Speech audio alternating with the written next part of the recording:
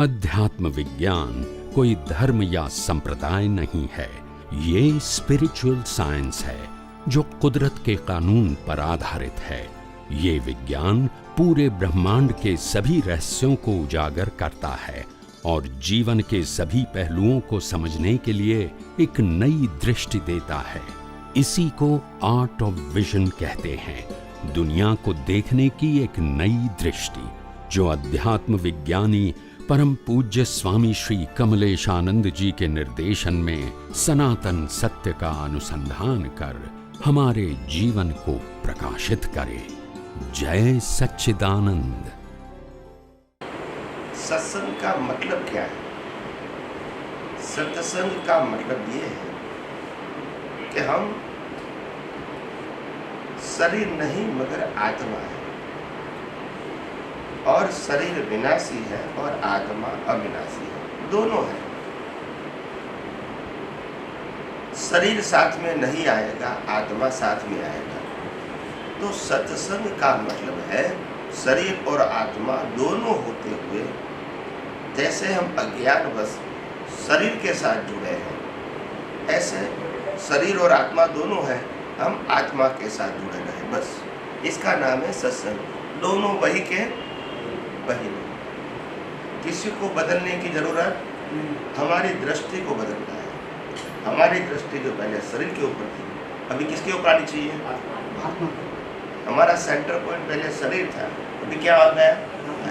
बस हमारी दृष्टि में सेंटर पॉइंट बदलना है। क्या बदलना है? क्रिया वही की वही। समझ में आया? सेंटर बदलना है। जैसे हम छोटे होते हैं, परिवार के साथ रहते हैं, तो माता पिता भाई बहन वो हमारे सेंटर में होता है, बराबर के नहीं? जब शादी करें तो पत्नी, सास ससुर और बच्चे उसको सेंटर में रखेंगे, आके ना हम तो वही के। सेंटर बदलना है। क्या बदलना है? अवस्थाओं को बदलना, और जैसी दृष्टि वैसी सृष्टि। तो दृष्टि को बदलना है। समझ में आया?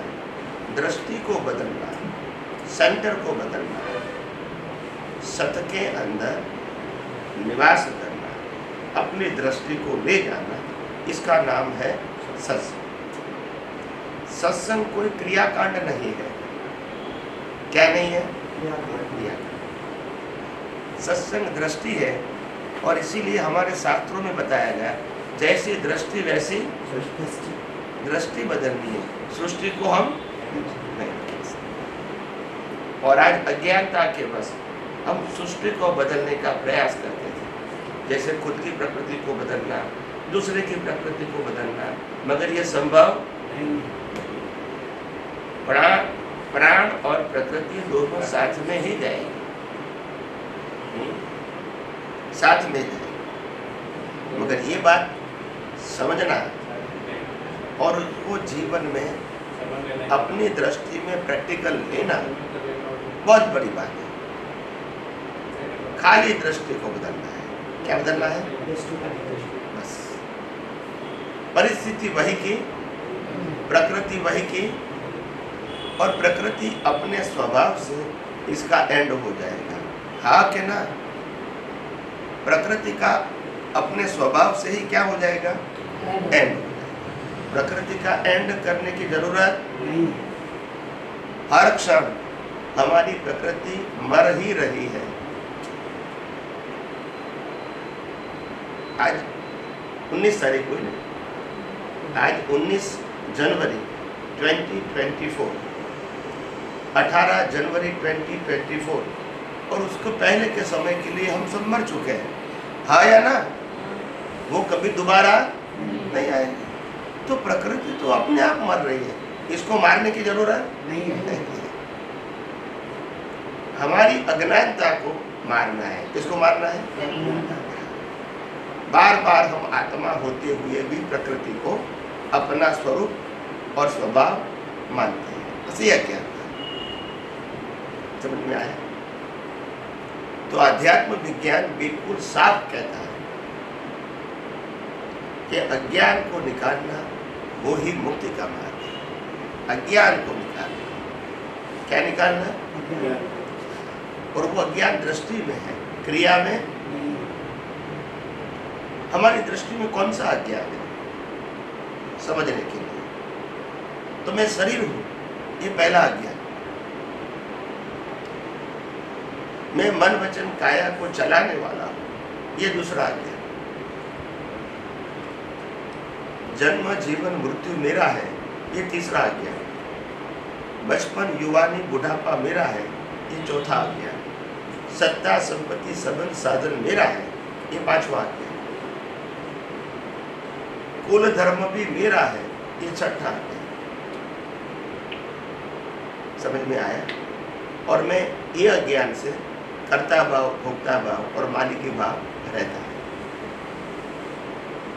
और कर्ता भोक्ता मालिकी भाव से ही नए कर्म बनते हैं, क्रिया से कर्म नहीं बनते हैं। हमको बचपन से यही सिखाया गया, क्रिया से कर्म बनेंगे। क्या सिखाया? समझ में आया? क्रिया से कर्म नहीं बनते हैं, मगर क्रिया कर्ता भाव से करने से कर्म, यानी अज्ञान से कर्म बनेगा। अज्ञान मतलब मैंने किया, वो अज्ञान, तब कर्म बनेगा। बाकी लाखों लोगों की हिंसा करने वाले राम वही अवतार में मोक्ष में गए। लाखों लोगों की हिंसा करने वाले अर्जुन वही अवतार में मोक्ष में गए। अगर क्रिया से कर्म बंद होता तो ये लोग तो नरक गति में जाने चाहिए। समझ में आया? मगर उनकी दृष्टि में अज्ञान नहीं था। कौन सा अज्ञान? मैं शरीर हूं, मैं राम हूं, मैं कृष्ण हूं। समझ में आया? तो अज्ञान से कर्म होता है। निकालना क्या है? अज्ञान। और हम इसको बदलने की कोशिश करते हैं। ये कभी परिवर्तित नहीं। ये तो अपने कर्मों की डिजाइन लेकर आया है, उसी मुताबिक चलेगा। समझ में आया? ये शरीर जो है, शरीर ये कुदरत ने बनाया हुआ प्लेयर है। क्या है? जैसे मोबाइल प्लेयर है, टीवी प्लेयर है, इनके पास फ्रीडम नहीं। ऐसे ये भी कुदरत ने बनाया हुआ प्लेयर है, इनके पास भी फ्रीडम नहीं। ये प्लेयर हमारे पिछले अवतार के कर्म के प्रोग्राम से चलता है, और प्रोग्राम खत्म हो गया है तो शरीर को जला दिया है, बस। फिर नया शरीर मिलेगा नए प्रोग्राम के लिए। ऐसे जन्म मरण के चक्कर। और ये सनातन सत्य है, ये धार्मिक सत्य। सनातन यानी था, है और रहेगा। ये किसी ने बनाया हुआ नहीं, ये किसी ने बनाया हुआ नहीं है। हम इसको नहीं समझ पाते थे, मगर ये तो था ही। तो कहीं अवतारों से हम अज्ञानता के बस भटक रहे थे। अभी ये आध्यात्म विज्ञान से मालूम हुआ कि दृष्टि हमारी क्या होनी चाहिए, इतना समझ में आया। शरीर हूं मैं, वो दृष्टि नहीं होनी चाहिए। आत्मा हूं मैं, वो दृष्टि होनी चाहिए। और शरीर कुदरत ने बनाया हुआ प्लेयर है, इसलिए हमारे सबके शरीर की डिजाइन एक ही है। दुनिया का कोई भी डॉक्टर इसको रिपेयर कर सकता है, क्योंकि डिजाइन अगर अलग अलग होती तो मगन पे के लिए अलग डॉक्टर, छगन पे के लिए, ऐसा ही होगा ना। मगर ऐसा नहीं है, सबकी डिजाइन एक है, क्योंकि कुदरत ने बनाई है डिजाइन। किसने बनाई? हमारे पास चॉइस नहीं है, तो डिजाइन कुदरत ने बनाई। फिर ये शरीर पंच महाभूतों का, पृथ्वी जल वायु अग्नि आकाश, ये भी किसका है? कुदरत का है। पंच महाभूत। वो व्यक्ति मर जाता है तो नहीं कहता है पंच महाभूत में विलीन हो जाएगा। तो शरीर भी कुदरत का, ये पंच महाभूतों का शरीर भी, शरीर की डिजाइन भी कुदरत की और शरीर भी कुदरत का। ये शरीर को 80 से 100 साल तक जिंदा रखने के लिए शरीर को क्या चाहिए? हवा, पानी, खुराक। वो भी कौन देंगे? कुदरत देंगे। इसका मैन्युफैक्चरिंग कोई नहीं। बोलो। और ये हवा, पानी, खुराक शरीर लेगी, इसको डाइजेस्ट करना, पाचन करना और उसको ब्लड में रूपांतरित करना और बॉडी के सभी पार्ट्स को पहुंचाना, ये भी कौन करेगा? कुदरत करेगा। हमने कोई आदमी रखा नहीं। क्योंकि शरीर किसका है? कुदरत का है।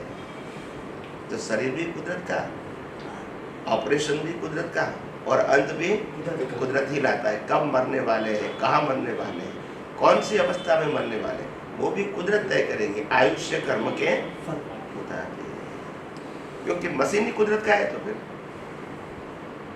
और हम मानते हैं ये शरीर हमारा है, हम चला रहे हैं, ऐसा मानते हैं। समझ में आया? तो ये अज्ञानता को निकालना है। तो सबसे पहले शरीर को बनाना, चलाना, अंत लाना, ये कुदरत का काम है। और शरीर का जन्म कहाँ होगा वो भी कौन तय करेगा? कुदरत करेंगे। हम अपनी इच्छा के मुताबिक जन्म नहीं होता है। देखो, जन्म भी कुदरत तय करेगी, मरण मृत्यु भी कुदरत तय करेगी और जीवन के सुख दुख के संजोग भी कुदरत तय करेंगे। सब कुछ कुदरत करती है। इसमें हम क्या कर सकते हैं? कुछ भी नहीं। तो बात ऐसी है, कहीं अवतारों से हम ये मुक्ति का मार्ग जो आध्यात्म विज्ञान के रूप में है, वो हमने न कभी पढ़ा है न कभी सुना है। हम तो सांप्रदायिक धर्म को ही फॉलो करते थे और इसको ही मुक्ति का मार्ग मानते थे। समझ में आया? बस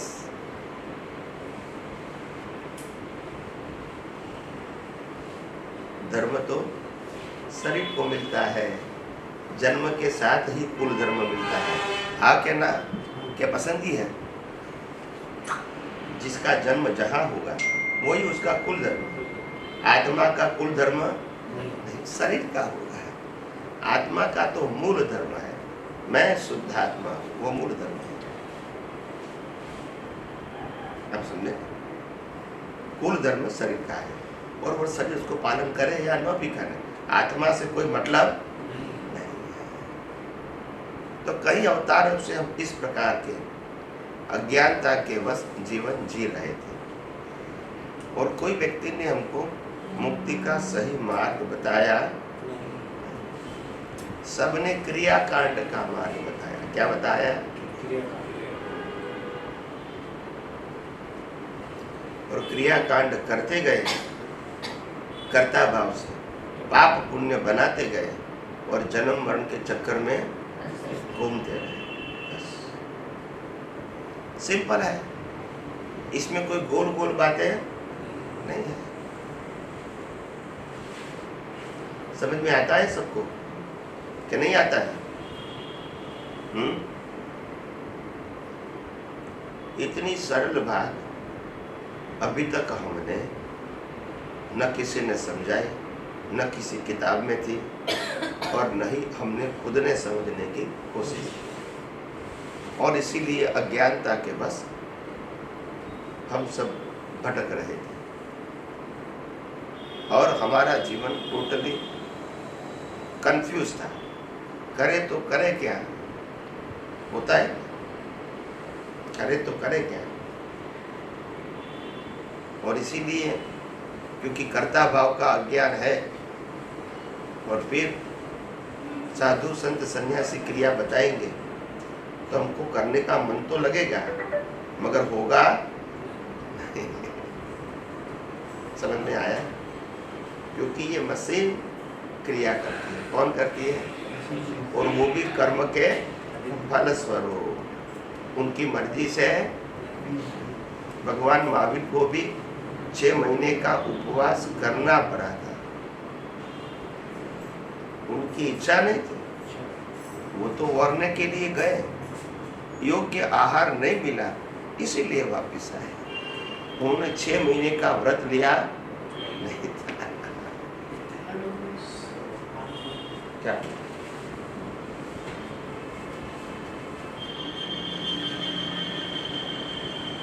तो ऐसी बात। तो अनंत भाव से हम इसी प्रकार से जीवन जी रहे हैं। अनंत अवतार से हम इसी प्रकार का जीवन जी रहे हैं।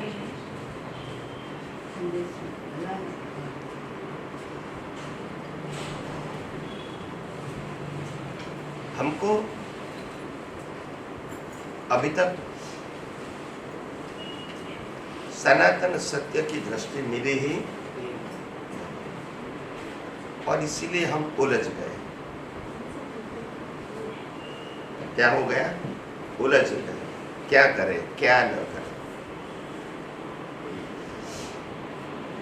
पहले छोटे थे तब लोग हमको संभालते थे, जैसे बड़े हुए हमको दूसरे को संभालना पड़ता है। बोलते नहीं है? हाँ के ना? जितने बड़े होंगे इतनी जिम्मेदारी बड़ी। और बड़े कैसे होते हैं? डिग्री से। कैसे बड़े होते हैं? डिग्री का मतलब होता है उपाधि। क्या होती है? उसकी शुरुआत होती है शादी करने से। बोलते नहीं है? हाँ के ना? सबसे पहली शुरुआत पति पत्नी का डिग्री मिलता है, फिर जिम्मेदारी शुरू हो जाती है। फिर बच्चे हैं तो माँ बाप बनते हैं, दूसरी डिग्री, फिर जिम्मेदारी शुरू होती है। सास ससुर की जिम्मेदारी होती है कि नहीं? धीरे धीरे जिम्मेदारी बढ़ती जाएगी।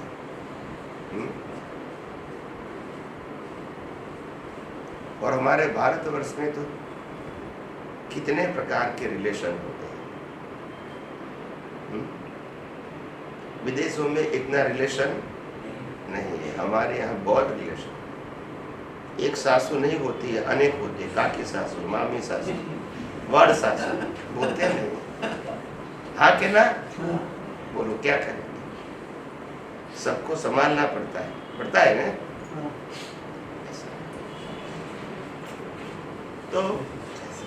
तो जीवन ही ऐसा है।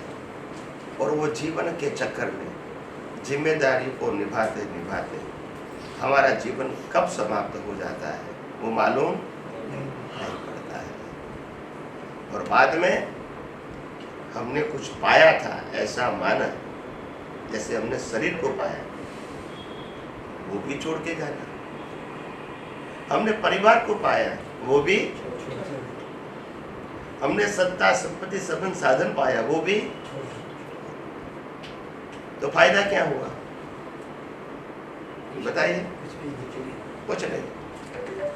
हम किसी को पूछेंगे आप क्यों जीते हैं, तो बोला कुछ नहीं के लिए। कैसा लोग हंसेंगे? हंसेंगे कोई मकसद ही नहीं। मगर आज तक हमने इस प्रकार से सोचा या समझा नहीं था। वास्तव में हमारा जीवन कुछ भी पाने के लिए या कुछ भी खोने के लिए है ही नहीं। पाने के लिए भी नहीं है और क्योंकि कुदरत का एक ही कानून है, जब इस दुनिया में किसी का जन्म होगा तो कुछ भी लाएगा और दुनिया से चला जाएगा, तो कुछ ले जाएगा कुछ भी नहीं। बस ये नियम सबके लिए क्या है? एक है या अलग अलग है? एक ही है। इसलिए पाना खोना वो तो शब्द नहीं है ही नहीं। यह सुन लो। मगर हम मानते कुछ प्राप्त करने के लिए हम जीते हैं, ऐसा नहीं है। कर्मों का हिसाब पूरा करने के लिए जीते हैं। जो भी हिसाब में करें, इसको तो पूरा करना पड़ेगा।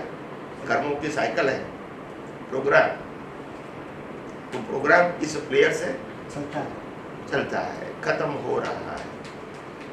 ये प्लेयर है और प्रोग्राम कर्म से हमने बनाया पिछले अवतार से, और वो प्रोग्राम के मुताबिक ये शरीर प्ले करता है। क्या करता है? विचार, वाणी और वर्तन। ये शरीर के पास कोई फ्रीडम नहीं है, मगर हम गलती शरीर की ही निकालते हैं, बोलते नहीं है। इसकी निकालते हैं, शरीर गलती कर सकता है? शरीर अपनी मर्जी से श्वास ले सकता है? नहीं ले सकता। अगर ले सकता है तो फिर बंद क्यों होने देंगे? हवा आना चाहिए ना, हवा नहीं तो शरीर नहीं, हवा होगी तो भी आयुष्य कर्म खत्म हो जाएगा, तो बंद हो जाएगा। हवा तो रहेगी नहीं। एक व्यक्ति की साइकिल बंद हो गई श्वासोश्वास की, बाकी सब जिंदे हैं ना, तो हवा तो है ना, बोलते नहीं। उनकी श्वास लेने की जो साइकिल थी आयुष्य कर्म की, वो क्या हो गई? बंद हो गई। समझ में आया? तो श्वास लेना ये हमारी चॉइस नहीं है। जहां तक आयुष्य कर्म है वहां तक होता ही चलता रहेगा, चलता रहेगा। हम कभी जीवन में देखते नहीं है कि इतना सारा काम करते हैं, श्वासोश्वास चलते हैं कि नहीं, कभी देखते हैं? नहीं देखते। रात को सो जाते हैं तो भी नहीं देखते कि बंद हो जाएगा तो देखते हैं कभी? नहीं, अपने आप चलता है। हमारे टेंशन से उसका कोई मतलब नहीं। हमारा आयुष्य कर्म है, वहां तक श्वास चलता रहेगा। आप जागो या सो जाओ, श्वासोश्वास तो चलेगा, और आप भान में है या बेभान में है तो भी श्वासोश्वास चलेगा। इसीलिए श्वासोश्वास भी हम अपनी मर्जी से लेते हैं नहीं है। कितनी भ्रांति है, देखो कितनी भ्रांति है, और ये भ्रांति से संसार चलता है। अगर सच्चाई मालूम हो जाए, भ्रांति निकल जाए, तो फिर कर्म नहीं बनेंगे धीरे धीरे, और धीरे धीरे जन्म मरण भी कम हो जाएगा। तो दुनिया के सनातन सत्य की जागृति की जरूरत है। सांप्रदायिक धर्म तो सबका अलग अलग होता है, आप समझेंगे, मगर कुदरत का कानून सबके लिए एक है, अलग अलग नहीं है। और कुदरती कानून से दुनिया चलती है, धार्मिक कानून से नहीं चलती है। समझ में आया? बहुत गंभीर बातें समझने की जरूरत है। हमने अभी तक समझने की कोशिश नहीं की, और वही भ्रांति से हमारा जीवन चलता है। इसमें हमने कुछ पाया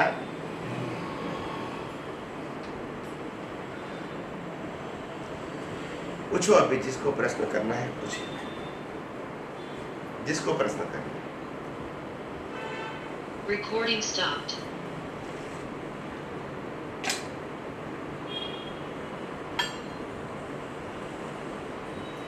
जिसको प्रश्न करना है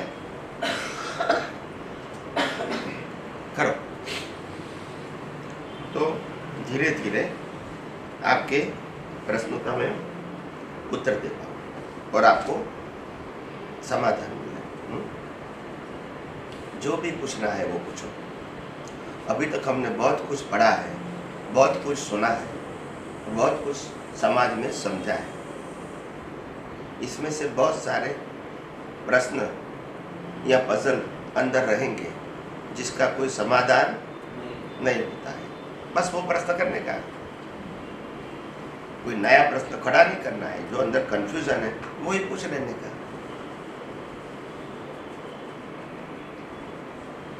शुरुआत करो कोई।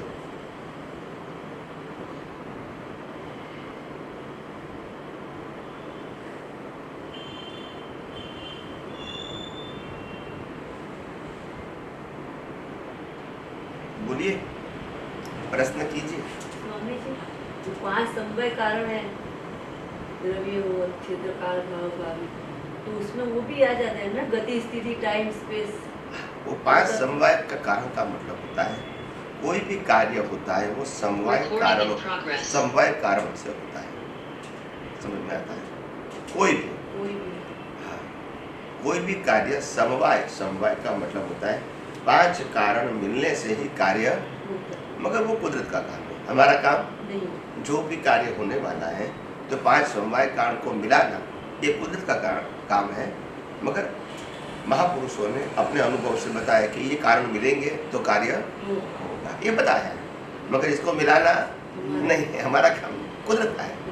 समवाय कारण बराबर है, मगर वो हमारा पुरुषार्थ नहीं है। समझ में आया? द्रव्य, क्षेत्र, काल, भाव और भावी, ये 5 समवाय कारण मिलते हैं तो कार्य, मगर 5 समवाय कारणों को मिलाना ये कुदरत का काम, उसी को ही कहते हैं कुदरती रचना। हम नहीं मिला सकते। समझ में आया? तत्व दृष्टि से वो जो गति साइड तत्व स्थिति वो भी उसमें वही जो साथ में ही है ना वो। हाँ, गति, स्थिति, टाइम, स्पेस, क्योंकि ये 2 प्रकार के कारण हैं। मूल 6 तत्व है, आत्मा प्लस बाकी के 5 तत्व, इसको सनातन कहते हैं। ये समवाय कारण सनातन नहीं है। क्या नहीं है? सनातन वो अवस्था के साथ आपके कर्म का समय अलग होगा, दूसरे व्यक्ति के कर्म का समय अलग होगा, आपका कर्म के फल की स्पेस अलग होगी, उनकी भी अलग होगी। समझ में आया? आपका हिसाब अलग अलग व्यक्ति के साथ होगा, दूसरे व्यक्ति का भी अलग अलग व्यक्ति के साथ, मगर होगा 5 समवाय कारण से। मूल 6 तत्व और 5 समवाय कारणों से कार्य होता है, और ये भी कुदरत का काम है। किसका काम है? कुदरत का काम। हम बना सकते हैं? नहीं। समझ में आया? जिस समय लॉटरी लगनी है उसी समय स्थल लगे, ये सब कुछ मिल जाएगा, और नहीं लगनी है तो भी नहीं मिलेगा, रोज रोज लेंगे तो है। आपका हिसाब ही नहीं है, सिर्फ लेने का है, लॉटरी लगने का नहीं है। और ज्ञानी भगवान फरमाते हैं कि हमारा पॉकेट कटता है वो भी लॉटरी है, सबका कटता लाखों में से एक का कटता है वो भी लॉटरी है, वो पाप की लॉटरी है। किसकी लॉटरी? हाँ, और वो पुण्य की लॉटरी है, मगर दोनों लॉटरी है, सबको लगती नहीं है। समझ में आया?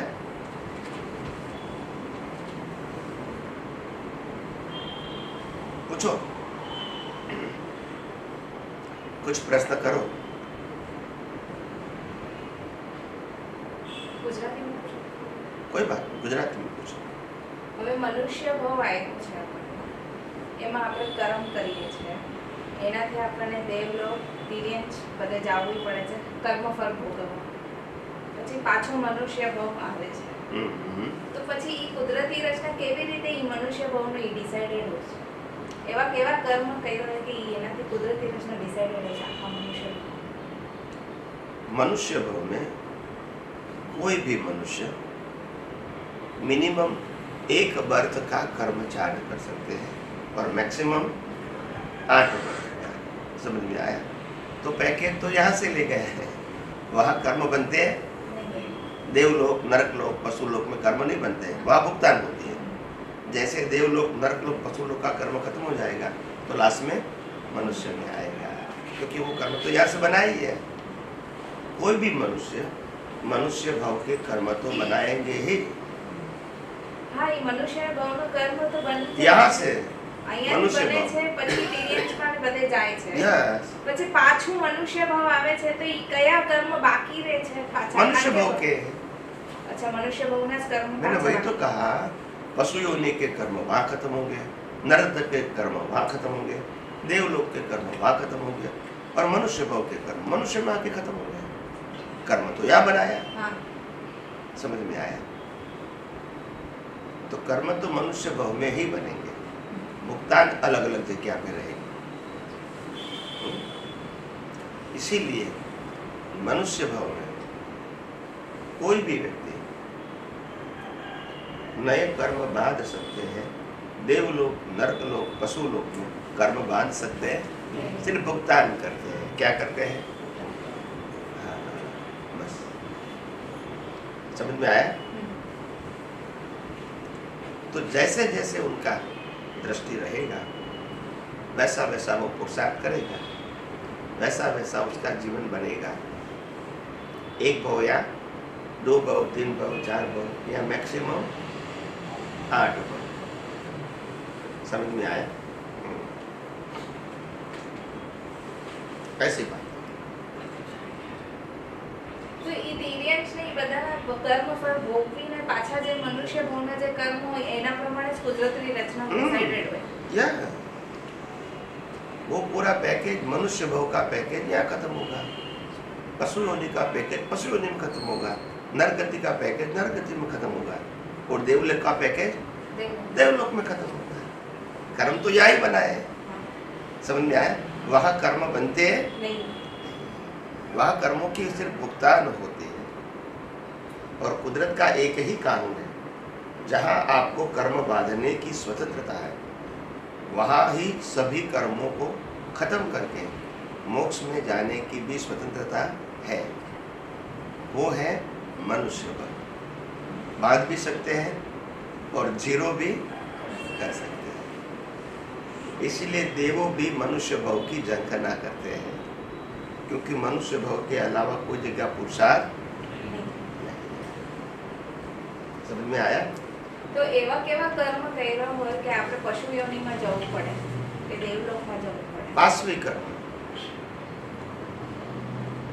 मिलावट करोगे, अढ़क कर लोगे, करप्शन करोगे, कपट करोगे, झूठ बोलेंगे, इरादापूर्वक, ये सब कुछ इंटेंशनली करेंगे तो फिर पशु योनि में जाएगा। और अपने अहम के खातिर लाखों लोगों की हिंसा के भाव करना, वो नरगति में जाएगा। और जो व्यक्ति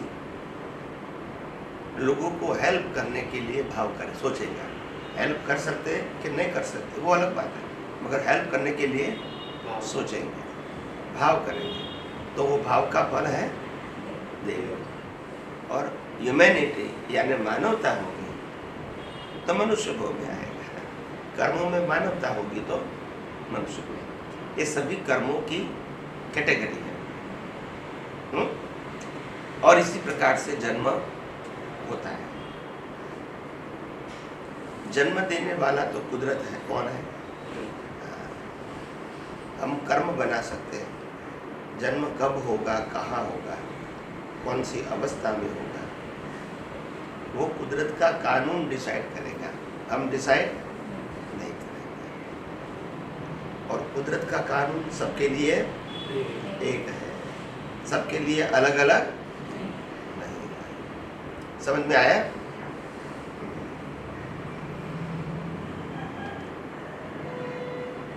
पूछो।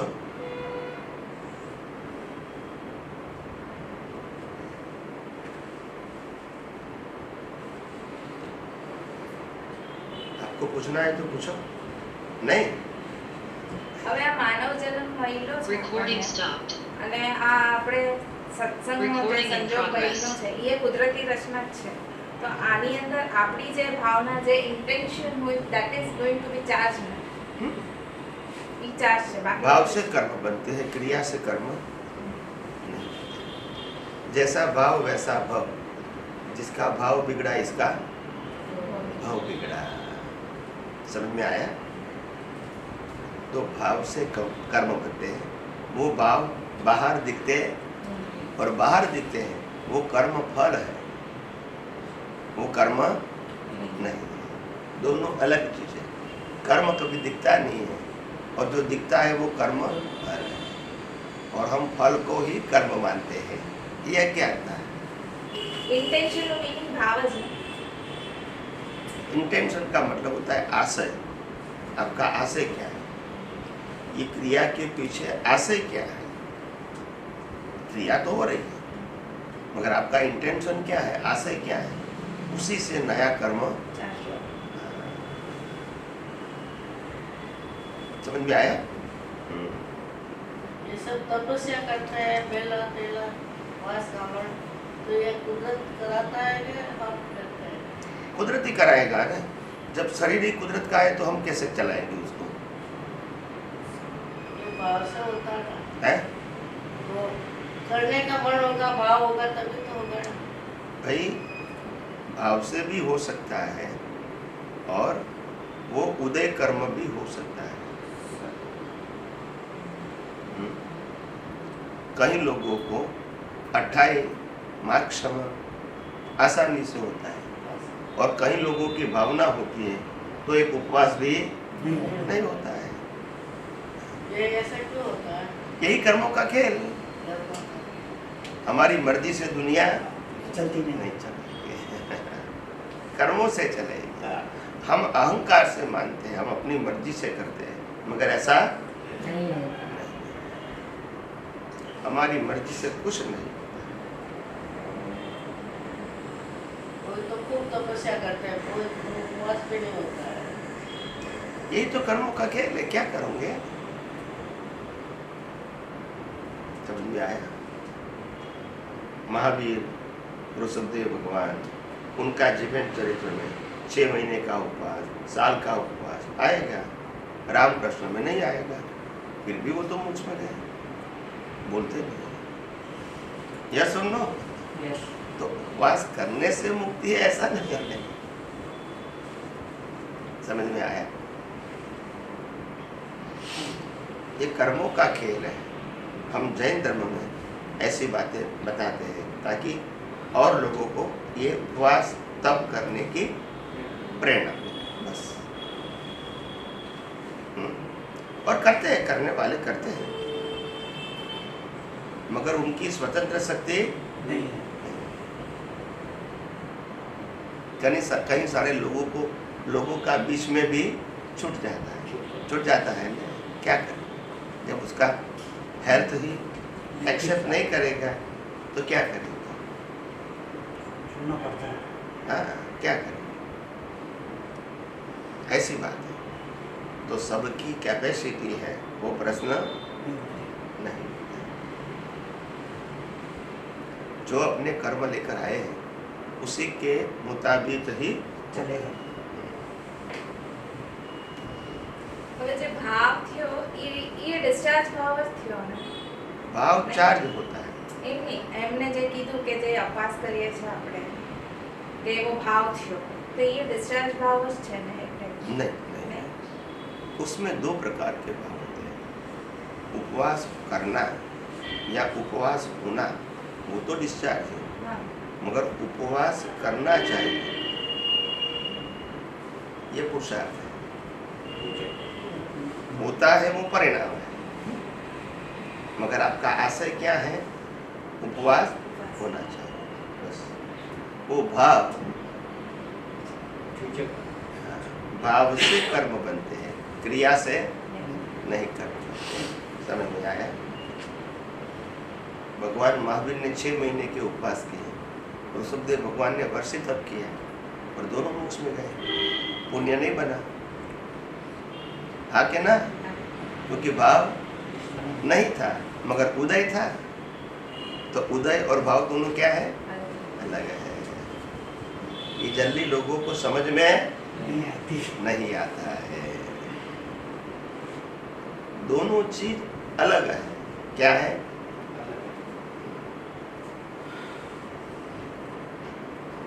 पूछो स्वामी जी, जोर से। हमारे लाइफ में जो कुछ भी होता है वो कुदरती रचना है। वो कुदरती रचना था इन पास्ट, वो एक्सेप्ट नहीं होता इजीली कि कुदरती रचना ही था वो। नहीं तो क्या एक्सेप्ट होता है? कुछ तो होना चाहिए ना।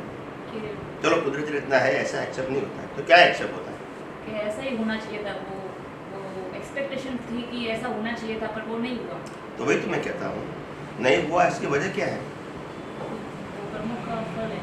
तो फिर मतलब वही होगा ना। वही तो कुदरती रचना है। पर वो है कि ऐसा होना चाहिए था। हाँ नहीं नहीं, दुख होना सुख होना वो तो वेदनीय कर्म है। तो सुख दुख तो हो गए प्रकृति को, मन बुद्धि चित्त अहंकार जो डिस्चार्ज है, इनको तो सुख दुख लगेगा क्योंकि वो भुगतान है। क्या है? मगर लाइव प्रतिष्ठित आत्मा में यह भुगतान होनी नहीं चाहिए। वो तो कुदरती रचना देखेंगे और शुद्धात्मा में रहेंगे। समझ में आया? प्रकृति को तो सुख दुख होगा, इसी को तो कर्मों के भुगतान कहते हैं। स्वामी जी, एक्सपेक्टेशन रहती है ना कि ऐसा होना चाहिए था पर नहीं हुआ। मगर एक्सपेक्टेशन होता है, मैं मानता हूँ, ये एक प्रकार की वेदनीय कर्म का हिस्सा है। क्या है? वेदनीय। हाँ, ताकि आप एक्सपेक्टेशन रखोगे और फिर पूरा नहीं होगा तो आपको भुगतान आएगी, बराबर के नहीं? बस यही कर्म का फल है। तो उससे सेपरेट कैसे रहे? कुदरती रचना देखो, कंप्लीट हो जाता है तो भी कुदरती रचना, नहीं होता है तो भी बस। होता है मतलब हमने किया वो नहीं, और नहीं होता है मतलब हमने नहीं किया वो भी नहीं। ये जो भी किया वो कुदरत ने ही किया, सफलता या निष्फलता, क्योंकि शरीर को बनाने वाला, चलाने वाला, अंत करने वाला कुदरत है। समझ में आया? हमारे हाथ में नहीं। समझ में आया?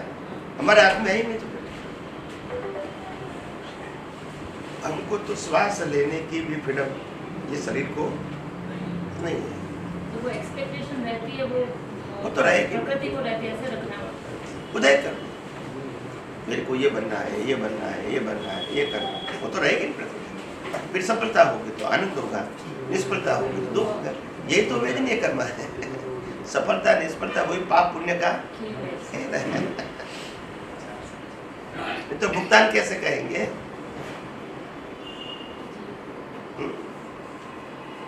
यही तो भुगतान है, वो हमारे हाथ में नहीं है।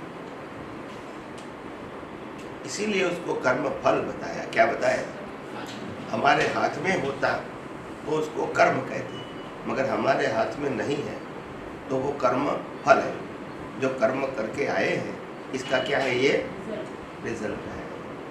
जन्म होता है, माता पिता हमारी चॉइस, भाई बहन हमारी चॉइस, रहने का घर हमारी चॉइस, धर्म मिलता है वो भी हमारी पसंद की, और कब मरेंगे कहाँ मरेंगे वो भी चॉइस, और जीवन में कैसे कैसे अच्छे बुरे संजोग आएंगे वो भी हमको मालूम नहीं है। इसीलिए तो कुदरत रचना बताया, कुदरत जो संजोग देंगी वैसा ही होगा। समझ में आया? तो जीवन ऐसा है। स्वामी जी, फ्यूचर की भी बड़ी सोच है इंसान को डे टू डे लाइफ में, तो उसको विज्ञान की दृष्टि क्या रखनी चाहिए? फ्यूचर की सोच प्रकृति को हो सकती है, हम मानते हैं, मगर ज्ञान दर्शन को नहीं होनी चाहिए। प्रकृति तो होगी, मेरे को डॉक्टर बनना है, इंजीनियर बनना है, चार्टर्ड अकाउंटेंट बनना है, प्रकृति को तो होगी ना। मेरे को बिजनेस करना है, जॉब करना है, वो तो उनको होगी। समझ में आया? इनको तो होगी, हमको कुदरती, उसको कुदरती रचना। ये हमारी भावना है, ये हमारी इच्छा है, ऐसा सोचना प्रकृति की इच्छा है। सफलता मिल भी सकती है, नहीं भी मिल सकती है। नेगेटिव बताती है बुद्धि कि ऐसा होगा तो वैसा होगा, तो वो ज़्यादातर कैलकुलेशन होता है। क्या होता है? बुद्धि हमको परेशान करती है। क्या करती है? परेशान। मगर ऐसा 5 साल के बच्चा है, उनका 6 साल हुआ, 1 साल में उसका ग्रोथ हुआ चेंज, तो 60 साल में कितना होगा? ऐसा करना है, ऐसा कैलकुलेशन होता है। अब सुनते हैं, सबकी एक लिमिट होती है। क्या होती है? तो स्वामी जी, हमें सेपरेशन ही रखना है कि मैं शुद्ध आत्मा हूँ और प्रकृति को हूँ। बस कुदरती रचना, सेपरेशन के अलावा कुछ नहीं। ये जीवन तो चलता ही रहेगा, श्वास है वहाँ तक। और वो हम चलाते नहीं है, कुदरत चलाते हैं। हम तो इसका ऑब्जर्वर है, देखते रहते हैं। स्वामी जी, शुद्धात्मा की जागृति ऑल द टाइम नहीं रहती। भले नहीं रहती है, जितनी रहती है इतना तो अच्छा है, आप समझे।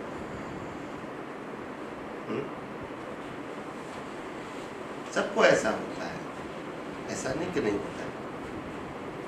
जीवन में हर प्रश्नों की, हर संजोगों की, सभी को जागृति हर समय होगी ही, ये जरूरी नहीं। ये कर्मों का खेल है। जागृति नहीं लेना वो भी कर्मों का खेल है, क्योंकि नहीं, व्यवहार में जागृति रहना और नहीं रहना वो कर्मों का खेल है। शुद्धात्मा में रहना और कुदरती रचना देखना वो तो हमारा पुरुषार्थ है। व्यवहार की बातों की नहीं, वो हमारे हाथ में नहीं है। रह भी सकती है, नहीं भी रह सकती, बार बार भूल जाते हैं, क्या करेंगे। समझ में आया? ऐसा है। मगर सनातन सत्य की जागृति रखना ये हमारा पुरुषार्थ है। रिलेटिव सत्य की जागृति रहे या ना रहे, ये कुदरती रचना है। आप समझे? जो चीज लॉस होने वाली है तो हम बारगांव जाएंगे तो भूल जाएंगे। बराबर है, बस क्या करेंगे। समझ में आए? ऐसा है तो ऐसा होगा। ये कर्मों का खेल है। क्या है? सब कर्मों का खेल। पूछो, और किसी को पूछना है तो पूछो। स्वामी जी, जब तक सत्संग सुन जोर से, जोर से। सत्संग सुन के जाते हैं, जब तक जागृति रहती है, वापस घर परिवार में जाओ तो वो इतनी नहीं रहती है। तो क्यों ऐसा होता है? क्योंकि हमने ये सम्यक ज्ञान, सम्यक दर्शन की जो वैल्यू होनी चाहिए, वो वैल्यू हमने परिवार की लगा दिया है। क्या लगा दिया? घर जाके। तो जहाँ वैल्यू होगा वहाँ ही आपका कंसंट्रेशन होगा। समझ में आया? वैल्यू तो आपको करनी पड़ेगी कि शरीर की करूँ या आत्मा की करूँ। मैंने पहले भी बताया तो आत्मा है कि नहीं है? है। जागृति रखना आत्मा है कि नहीं है? जागृति रखना हमारे हाथ में है ना? है। तो फिर रहती इसमें क्रिया कहाँ है? रहती क्यों नहीं? है? रहती नहीं है ना? मोह है ना। विनाशी चीजों में मोह है, तो अविनाशी चीज में जागृति कैसे रहेगी? क्योंकि अविनाशी चीज तो आंखों से दिखती है और विनाशी चीज तो 5 इंद्रियों से अनुभव में आती है। तो फिर इंटरेस्ट वहां चला जाएगा। समझ में आया? आत्मा में रहना ये इंद्रिय ज्ञान का विषय, कुदरती रचना देखना तो ये इंद्रिय ज्ञान का विषय नहीं है, ये दृष्टि का विषय है। और दृष्टि में जो चीज इंटरेस्ट है वहाँ रहेगी, जहाँ इंटरेस्ट नहीं होगा तो वो नहीं रहेगी। समझ में आया?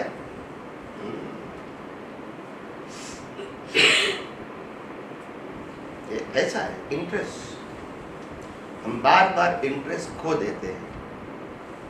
क्रिया का सवाल नहीं है, इंटरेस्ट। हम बैंक में जब गए और हम 5 लाख रुपया कैश लेकर आए पॉकेट में, ठीक है, और घर आ रहे हैं और घर 2-3 किलोमीटर दूर है और रास्ता भीड़ वाला है। क्या है? भीड़ वाला। तो आपने यहाँ 5 लाख रुपया रखा है और यहाँ आपका हैंड खर्चे, तो आपका ध्यान कहाँ रहेगा?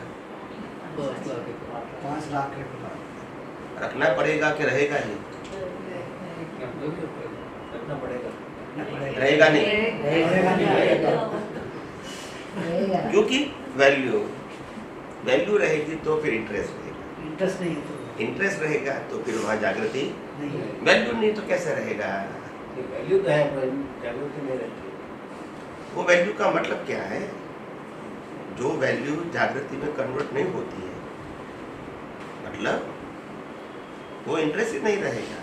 वैल्यू होता है तो इंटरेस्ट रहेगा ही अपने आप।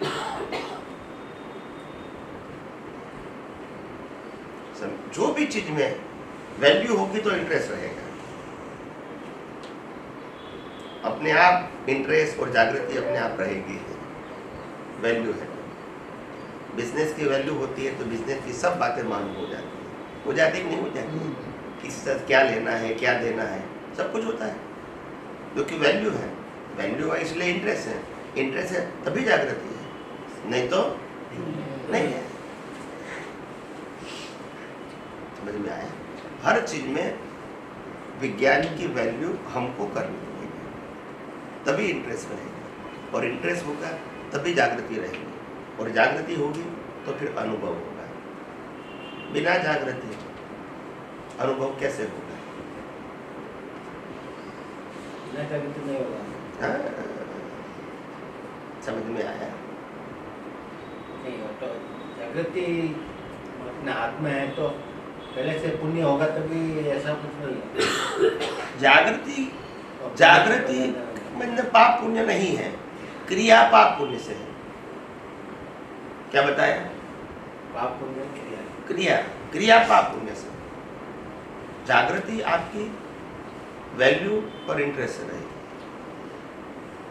और संजोग बनेंगे पाप पुण्य से, वो हमारे हाथ में नहीं। समझ में आया? पुनर्वंश पुण्य होता है तभी, या पहले लेके आते तो पहले इतना भाव क्या होता तो अभी जागृति रहती है, ऐसा कुछ है?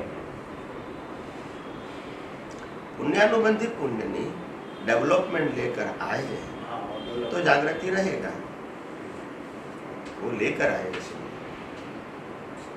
ज्ञानी पुरुषों को क्यों जागृति देती है? वो लेकर आए। अभी आप सुनते, और आप भी आपके ज्ञान दर्शन, सम्यक ज्ञान सम्यक दर्शन के उपयोग से आपका डेवलपमेंट तो बढ़ा सकते हैं। वो तो दृष्टि की बात है, मन वचन काया की बात नहीं है। मन वचन काया की अवस्था कुदरती रचना है, ज्ञान दर्शन का उपयोग कुदरती रचना नहीं है। समझ में आया? ऐसा है। उसके लिए भी कर्म उदय होना चाहिए ना, है? उसके लिए भी कर्म उदय होना चाहिए ना, दृष्टि रखने के लिए। नहीं, दृष्टि के लिए कर्म नहीं चाहिए, एक्शन के लिए कर्म चाहिए। पिछला डेवलपमेंट दृष्टि वो एक्शन नहीं है। जो डेवलपमेंट लेके आया तो कर्म भी हो गया। नहीं, कर्म किसको कहते हैं कि कर्म और कर्म का फल मिला समाप्त हो गया। डेवलपमेंट समाप्त नहीं होता है, वो बर्थ टू बर्थ डेवलपमेंट बढ़ता रहता है, अप टू केवल दर्शन। कभी माइनस या डिस्चार्ज नहीं होता है। समझ में आया? कर्म और कर्म फल डिस्चार्ज होगा, डेवलपमेंट नहीं होगा, क्योंकि डेवलपमेंट का मतलब है सनातन सत्य, तो हर अवतार में रहेगा।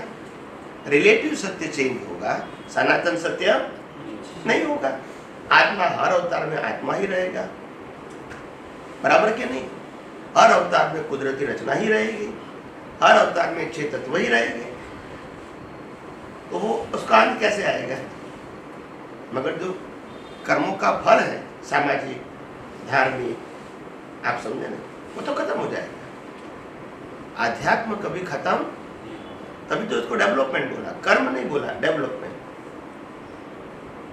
और डेवलपमेंट एक ही चीज ऐसी है जो कैरी फॉरवर्ड होता है, इसका अंत। और कर्म तो लेकर जाओगे, नेक्स्ट अपने कर्म का फल मिल गया तो कर्म का क्या हो गया? एंड हो गया। समझ में आया? महान पुरुष महान कैसे बनते हैं? अपने अनुभव को और ज्यादा बढ़ाते बढ़ाते बढ़ाते महान बनते हैं, एकदम चमत्कार। समझ में आया? तो डेवलपमेंट कभी नाश नहीं होता है, बढ़ता है या तो स्टेबल होता है, माइनस नहीं। एक ही चीज ऐसी है जो कभी माइनस नहीं होती है, वो डेवलपमेंट है। डेवलपमेंट के हिसाब से आपकी जागृति रहेगी। डेवलपमेंट के हिसाब से जागृति रहेगी, वो ऑटोमेटिक रहेगी। और डेवलपमेंट नहीं है तो आपको जागृति के लिए पुरुषार्थ करना पड़ेगा, और डेवलपमेंट बढ़ा सकते हो। 2 ऑप्शन। समझ में आया कि नहीं? डेवलपमेंट के हिसाब से जागृति रहेगी, वो आपकी क्षमता हो गई, मगर जहाँ है वहां से आगे जाना है तो फिर पुरुषार्थ करना पड़ेगा। दोनों जितनी कुदरत के एग्जाम पास कर दिया वो दोबारा पास करने की जरूरत, मगर जो पास नहीं किया है उसको तो करना पड़ेगा ना। ये बात है कुदरत की एग्जाम किसकी, समझ में आया? पूछो। स्वामी जी, देख ज्ञानी पुरुष होते हैं उनको भी भाव होता ही है, सबको केवल दर्शन तक। केवल दर्शन, उसके बाद नहीं। उसके बाद केवल दर्शन तक तो होता है क्योंकि पुरुषार्थ है ना। इसलिए भाव होता ही है। वो जागृति में रह सकते हैं या तो भाव भी कर सकते हैं, दोनों कर सकते हैं। जागृति नहीं रही तो भाव हो जाएगा। भाव हो जाएगा। समझ में आया? आज जो प्रथम तीर्थंकर होने वाले हैं पद्मनाभ, उन्होंने लास्ट बर्थ में नरगति के कर्म बाते तो वहां गए। उसके बाद केवल दर्शन तो हो गया, मगर उसके पहले कर्म बंद पड़ गया तो जाना पड़ेगा। मगर अभी पुरुषार्थ करने की जरूरत नहीं। अभी लास्ट बर्थ में आके तीर्थंकर बन के मोक्ष में जाएंगे।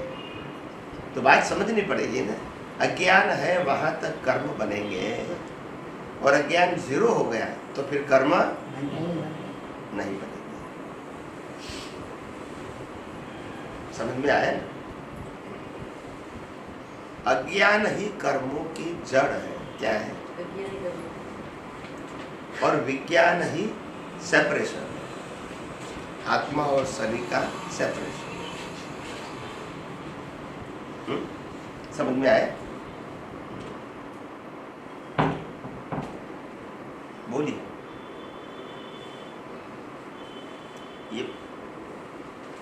ये 2-4 दिन का सत्संग है, सब समझ लेना।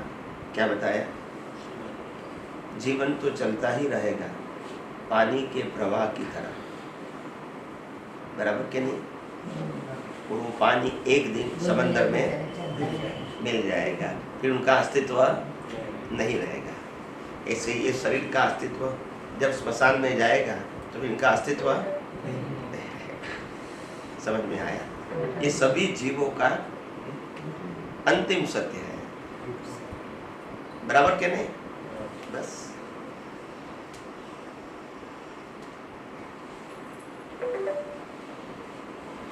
बोलिए, कुछ प्रश्न कीजिए। स्वामी जी, शुद्धात्मा की जागृति कैसे बढ़ाएं? हैं? शुद्धात्मा की जागृति कैसे बढ़ाएं?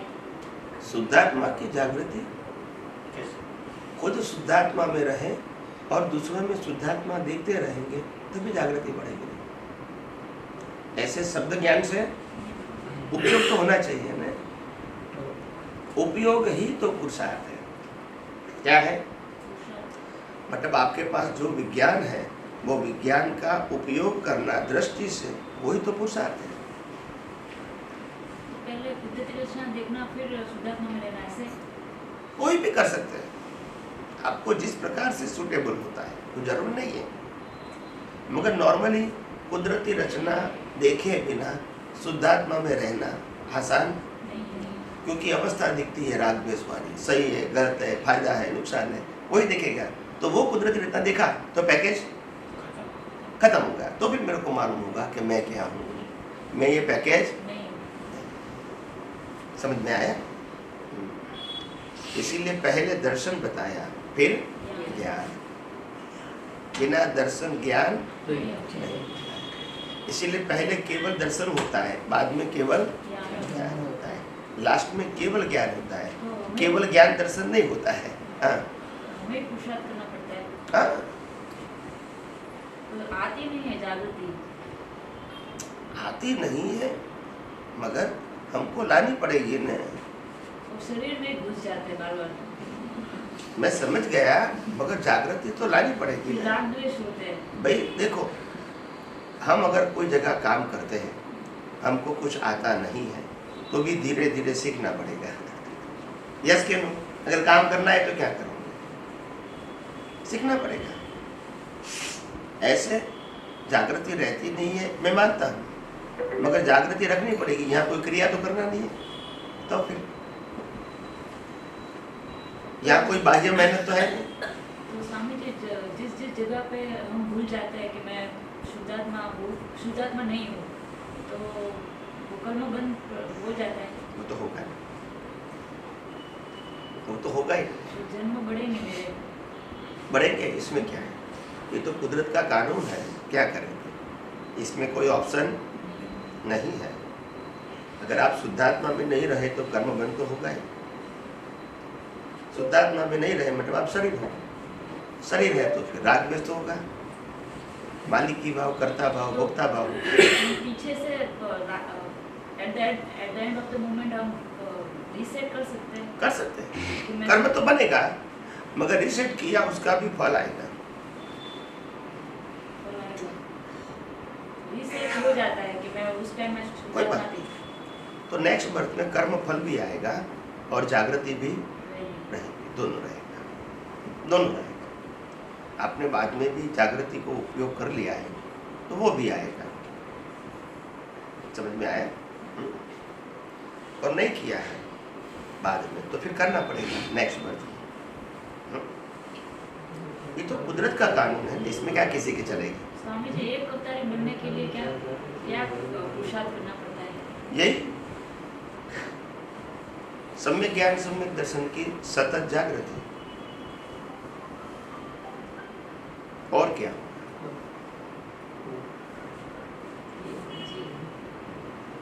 समझ में आया?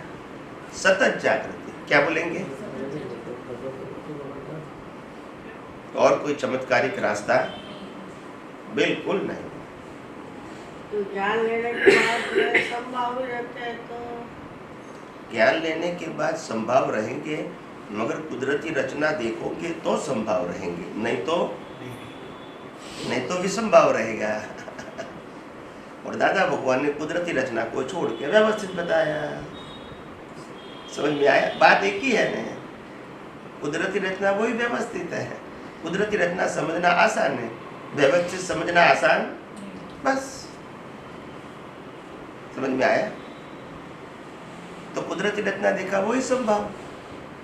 संभाव कोई क्रिया नहीं है, संभाव वो दृष्टि है। क्या है? दृष्टि। वो क्रिया नहीं है। ज्ञान लेने के बाद तो शुद्ध आत्मा ही रहती है। ज्ञान लेने के बाद शुद्ध आत्मा ही तो रहती है। नहीं, शरीर तो रहेगा ने, शुद्ध आत्मा ना हो। नहीं पर शरीर तो रहेगा ने, हाँ, शरीर। तो फिर शरीर कैसे चला जाएगा? ज्ञान लेने के बाद आपको शुद्धात्मा की जागृति मिली, मगर वो जागृति तो आपको रखनी पड़ेगी नहीं, ये तो आपको मिली है, ये आपका खुद का अनुभव नहीं है, तो आपको जागृति रखनी पड़ेगी। आपको दृष्टि दिया, मगर उपयोग भी तो करना पड़ेगा ने। समझ में आया? दृष्टि मिलने के बाद में दृष्टि का उपयोग नहीं करेगा तो कर्म बंधन अलग से होता है, उसका अलग से मतलब जैसे होता है वैसे ही होगा ना। उसको कंटिन्यू होएगा। पहले भी होता था, अभी भी होता है। पहले ज्ञान नहीं था, उपयोग नहीं करते तो इसीलिए होता है। अभी ज्ञान है, उपयोग नहीं करते इसीलिए होता है। उसका परमात्मा का कुछ ऐसा लगता है। जो कहो वो, ज्ञान का उपयोग नहीं किया तो कर्म बंध होगा।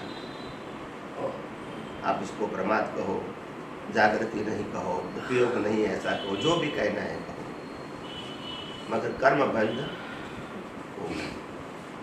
समझ में आया? उनका ज्ञान तब में होता था, हैं? दृष्टि नहीं थी उससे पहले भी होता ही था, तो कर्म बंधन। दृष्टि नहीं थी पहले भी कर्म बंद होता था, और दृष्टि मिलने के बाद भी कर्म बंद होगा। क्योंकि अगर दृष्टि मिलने के बाद दृष्टि का उपयोग नहीं करोगे तो देखो, मेरे पास एक भी पैसा नहीं है, इसीलिए मैं भिखारी हूँ, तो मैं कुछ खा पी नहीं सकता हूँ। मगर किसी ने 500 रुपया दिया तो भी उपयोग नहीं करूँगा, तो भी भिखारी हूँ। बोलते नहीं समझ में आया? पैसा दिया मगर उपयोग नहीं करूँगा तो भिखारी। उपयोग नहीं किया तो क्या मतलब है? तो ज्ञान दिया वो सही बात है, मगर उपयोग नहीं किया तो वही का। तो फिर आखिर ज्ञान को उपयोग के साथ जोड़ो। किसके साथ जोड़ो? ज्ञान को क्रिया के साथ जोड़ने की जरूरत नहीं है। क्रिया तो होती रहेगी, उसमें ही तो ज्ञान दर्शन का उपयोग करना है। समझ में आया? समझ में आया? मोक्ष जाने के बाद भी जीव रहता है? हैं? मोक्ष जाने के बाद में भी जीव रहता है? जीव रहता है? हाँ। मोक्ष जाने के बाद कैसे रहेगा? क्या रहेगा? मोक्ष जाने के बाद महावीर मोक्ष में गए, अभी रहेगा जीव? बोलते नहीं। शिला में विराजमान है। नहीं, पर शरीर रहेगा। नहीं। तो फिर मोक्ष का मतलब ही क्या है? मोक्ष होने के बाद भी अगर शरीर रहता है तो फिर मोक्ष का मतलब ही नहीं है। केवल ज्ञान के बाद शरीर रहेगा। क्या बताया? मोक्ष के बाद शरीर नहीं रहेगा। केवल ज्ञान के बाद तो शरीर रहेगा, जहाँ तक कर्म खत्म नहीं हुए वहाँ तक तो रहेगा।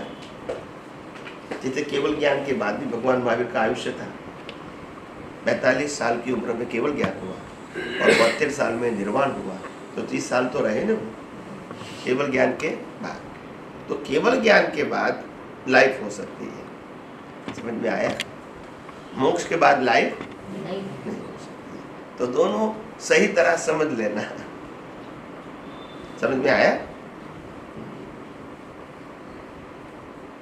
तो शिला में केवल ज्ञान के बाद विराजमान कर्म है। नहीं बनता। क्या बोलता है ना, शिला में विराजमान है। क्या? मोक्ष में गए वो शिला में विराजमान है। ये 14 राज लोक से बाहर निकल गए। वहाँ पे जीव नहीं होता। वहाँ कुदरत का कानून भी लागू नहीं होता, वहाँ कर्म भी, वहाँ जन्म जीवन मृत्यु भी, जन्म नहीं, जरा वहाँ शरीर भी नहीं होता। नहीं होता। वितरागी तो होता है? है, वितरागी तो होता है। हाँ, वितरागी बोलेंगे ना। ज्योत पे ज्योत विराजमान है? ज्योत में ज्योत विराजमान है। हाँ, ज्योत में ज्योत मिल जाती है, क्योंकि लाखों ज्योत एक ही प्रकार की है, इसमें अलग-अलग कोई होते आप हैं? भेद नहीं करते। अलग अलग होते हैं उसमें? हैं? अलग अलग ज्योत होते हैं? नहीं, अस्तित्व अलग रहेगा। क्या बताया? अस्तित्व अलग रहेगा, मगर क्वालिटी एक रहेगी। क्वालिटी एक है। जैसे सोने की लकड़ी आती है 100 ग्राम की, तो वो तो सोना है, लकड़ी भी है सोना भी है। अगर ऐसे 1 लाख लकड़ी का ढेर कर दिया तो सोना बोल सकते हैं, और लकड़ी के रूप में अलग अलग है, और क्वालिटी के रूप में एक ही है। वितराग अलग होती है। तो क्वालिटी तो एक ही है, आप समझे ना? क्वालिटी एक है मगर अस्तित्व अलग अलग है।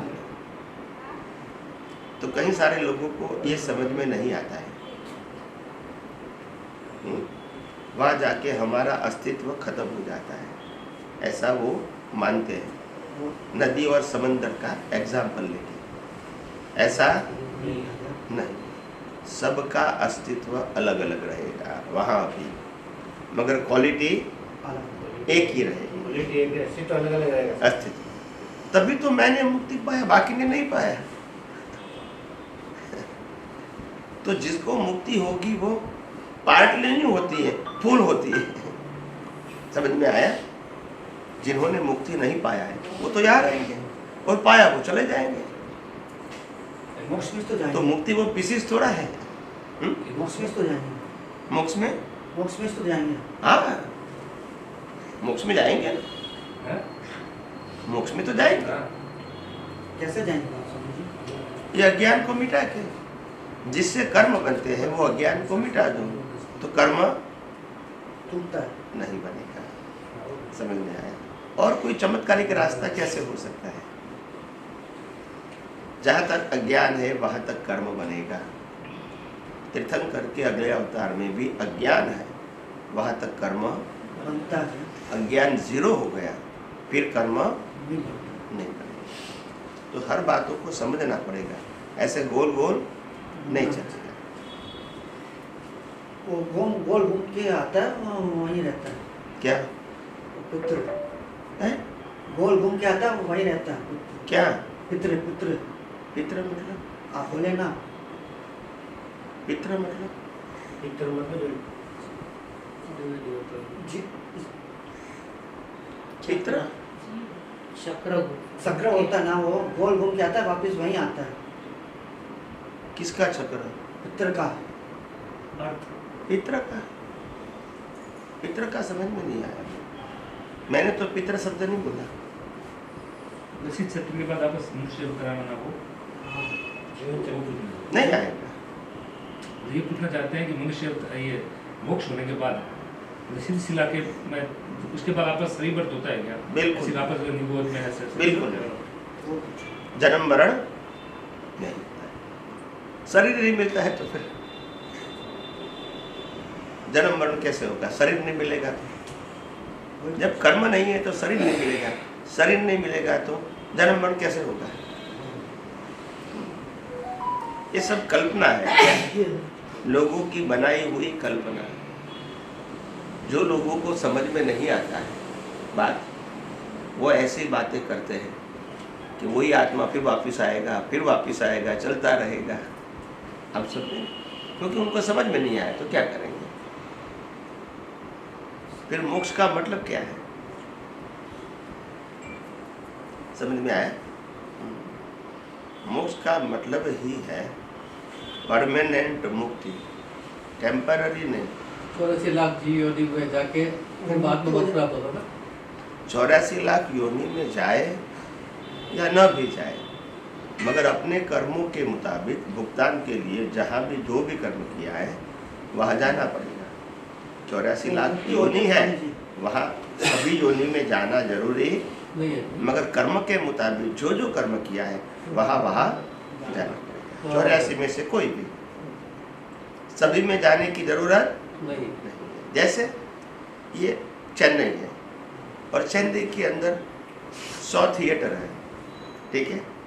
वो 100 थिएटर के अंदर आप कोई भी थिएटर में फिल्म देखने के लिए जा सकते हैं, मगर आप यहाँ 50 साल रहे, 60 साल रहे तो 100 थिएटर में गए ही है, वो जरूरी जा सकते हैं। इसलिए 84 लाख योनि है, वो भी योनि में हमारा जन्म हो सकता है कर्म के फल स्वरूप, जाएंगे ही, वो कंपलसरी नहीं है। समझ में आया? ये लोगों को सब उल्टा सुल्टा बढ़ा दिया। लोग डर गए कि मनुष्य बहुत तो 84 लाख योनि के बाद मिलता है।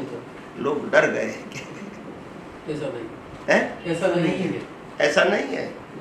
मनुष्य में आने के बाद ज्यादा से ज्यादा 8वां भव तो मनुष्य का होगा ही। बाद ही मोक्ष की प्राप्ति होती है ना?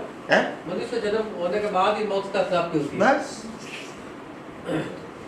मनुष्य भव में ही तो मुक्ति होती है, और कोई देवलोक, नरकलोक, पशु योनि में मुक्ति नहीं होती है। इसीलिए देवलोक भी मनुष्य भव की झंखना करते हैं। आप समझे? क्योंकि यहाँ पुरुषार्थ है, वहाँ पुरुषार्थ नहीं है। क्या करेंगे? वो देवों की लाइफ जो है वो काफी दयाजनक है। कैसी है? दयाजनक समझते हो? इंग्लिश में इसको कहते हैं मिजरेबल, क्योंकि उनकी ड्यूटी 24 घंटा होती है। कैसी होती है? कोई भी देवी देवताओं को जहाँ जन्म होता है वही उनकी पोस्ट हो जाती है, कोई उनको पोस्ट अलॉट नहीं करते। और वो जन्म लेता है तभी से युवा है, और उसका अंत होगा तभी भी वही बॉडी रहेगा, क्योंकि हमारे जैसा फिजिकल बॉडी उनका नहीं है। हमारे जैसे खुराक वाला, ब्लड वाला, ऐसा बॉडी, हड्डी वाला ऐसा नहीं है। आकार यही रहेगा, मगर बॉडी जो है उनका अलग रहेगा। हाँ, अलग हवा की तरह, वो वैक्स का रहेगा। कैसा रहेगा? वैक्स। वैक्स समझते हैं ना? मीण आता है, मीण समझते हैं कि नहीं समझते? मीणबत्ती, मोमबत्ती, ऐसा उनका बॉडी होता है, और वो ट्रांसपेरेंट होता है। क्या होता है? इसीलिए देवों को परछाइयाँ दिखाई नहीं देती है, हो गए, क्योंकि आप फोकस करोगे तो आर पार हो जाती है। समझ में आया? और देवो हवा से अंदर चलते हैं, क्योंकि उनका बॉडी हमारे जैसा हैवी बॉडी पंखा है। इसीलिए ये साइंस है। हमको तो चमत्कार लगता है, चमत्कार नहीं है, साइंस है, मगर हम जानते नहीं है तो हमको चमत्कार लगता है। हर हर बातों के पीछे विज्ञान है। अगर हम समझना चाहें तो हम तो चमत्कार मान लेते हैं। देवों की लाइफ 24 घंटा ड्यूटी होती है। कैसी होती है? कभी भी इंद्र महाराजा इनको कहेंगे आओ ये करो तो करना पड़ेगा। इनके पास चॉइस नहीं है, और वो भी without salary and over time. बोलते नहीं, सैलरी एंड ओवर टाइम नहीं मिलेगा। समझ में आया? तो अच्छा पुण्य करे तो देव लोग जाते हैं। हाँ पुण्य अच्छे रहे तो देव लोग हाँ, तो उधर जाके वही तो बताता हूँ। वो सही तो बोल रहे हैं। पुण्य के आधार से देव लोग जाता है, मगर लेडीज को पूछो कि 365 दिन अगर शादी होती है तो क्या दशा होगी, उनको पूछो। नहीं समझ में आया? आप समझे? क्या होगी? हर रोज तैयार होना, लगता है मैकेनिकल है, कंटाल जाते हैं, मगर क्या करेंगे? आप समझ में आया? करना पड़ता है, ऐसे उनको करना पड़ता है। देवों की पोस्ट है उनकी, ऐसे लगन वगैरह नहीं जाते। समझ में आया? ऐसा है। तो ये देव की जो पोस्ट है वो एक प्रकार की जिम्मेदार पोस्ट है, मगर वो कर्मों के वश है। क्या है? लेना देना कुछ नहीं है, वो निमित्त बनते हैं। क्या बनते हैं? अपने पॉकेट में से लेना देना नहीं है, मगर किसी को देने के लिए वो निमित्त बनते हैं। समझ में आया? तो बहुत समझने जैसी बात है। और जितना समझ में आएगा आपको मालूम होगा सबसे श्रेष्ठ लाइफ है मनुष्य का, जिनमें आप सब कुछ समझ सकते हो, पुरुषार्थ भी कर सकते हो, मुक्ति के मार्ग में आगे भी बढ़ सकते हो। बाकी देव लोग, नरक लोग, पशु योनि में कुछ नहीं कर सकते। वो जीवन आपको खत्म ही करना है। मोक्ष लोक में मोक्ष लोक में भी खत्म होता है। मोक्ष लोक में भी खत्म होता है। मोक्ष में मोक्ष लोक में खत्म होता है क्या? जन्म मरण नहीं रहेंगे, शरीर भी नहीं रहेगा। तो हाँ, आपने क्या बोला? मोक्ष लोक में कुछ सिर्फ शरीर नहीं तो कुछ भी नहीं। तो फिर कर्म कैसे बनेगा? आत्मा केवल ज्ञान स्वरूप होती है, बॉडी होती जो कि कर्मों की भुगतान नहीं करनी, फिर बॉडी कैसे होगी? जन्म मरण कैसे होगा? कर्म ही नहीं है, तो कर्म नहीं होना ही तो मुक्ति है। पुण्य भी होगा तो भी जन्म मरण लेना पड़ेगा, पाप होगा तो भी, और पाप पुण्य 0 हो गया उसका नाम मुक्ति है। तो मोक्ष में जाने के बाद एक टिप का पानी पड़े तो ये क्या एक बोलते हैं ना उधर, मोक्ष से एक टिप का पानी पड़े तो इधर खुशहाली हो जाएगी, ऐसा कुछ तो ठीक है। कुछ नहीं है उसमें कोई ज़्यादा कोई डीप में जाने की जरूरत नहीं है। वहाँ पुरुष ऐसे बताते रहेंगे शास्त्र में, ऐसा नहीं। हर समय 108 जीव मोक्ष में जाते हैं, और अगर ऐसा होता है तो लोग सुखी ही रहेंगे, दुखी रहेंगे ही नहीं। मगर ऐसा ये उन्होंने बता दिया है। एक जीव मोक्ष में जाएगा तो एक जीव निगोद में से व्यवहारासी, ये होता है। मगर यहाँ सबको सुख का अनुभव होगा, ये पॉसिबल? ये मैजिक जैसा बना दिया, ऐसा है नहीं। मगर दुनिया तो क्या है, ऐसे ही चलेगी ना। दुनिया तो गोल है। जिसका कोई प्रूफ नहीं देना है उसी का नाम धर्म है। क्या है?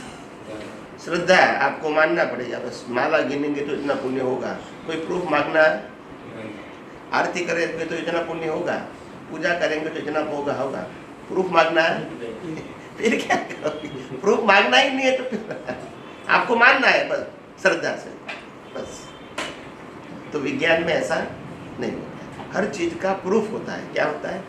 हर चीज का सिद्धांत होता है जो सबको लागू होता है।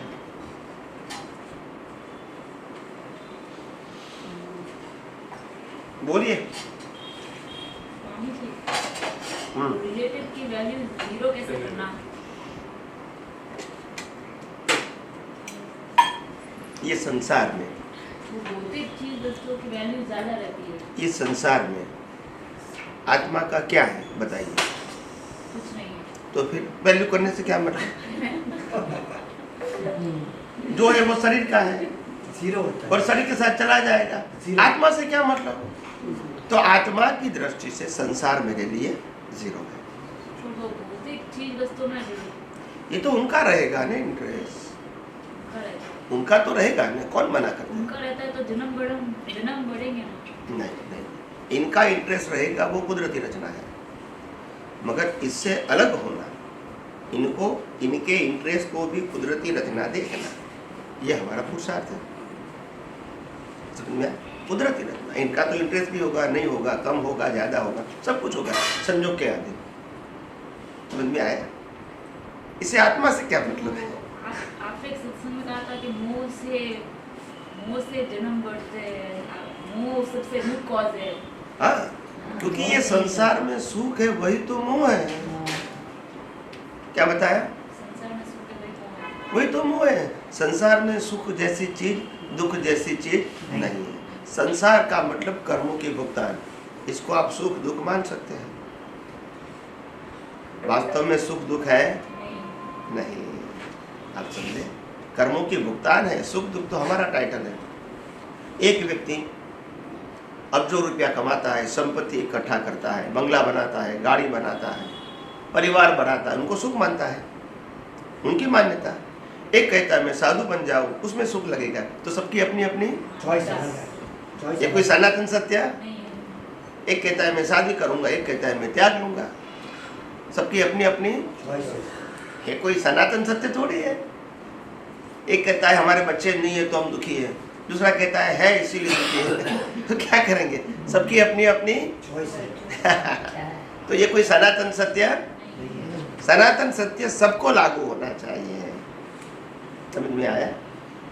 मंदिर के बाहर भिखारी को हमने 50 रुपया दिया तो उनके लिए सुख है, और वही मंदिर के बाहर कोई BMW लेकर आएगा, इनको 50 रुपया दूंगा तो दुख लगेगा।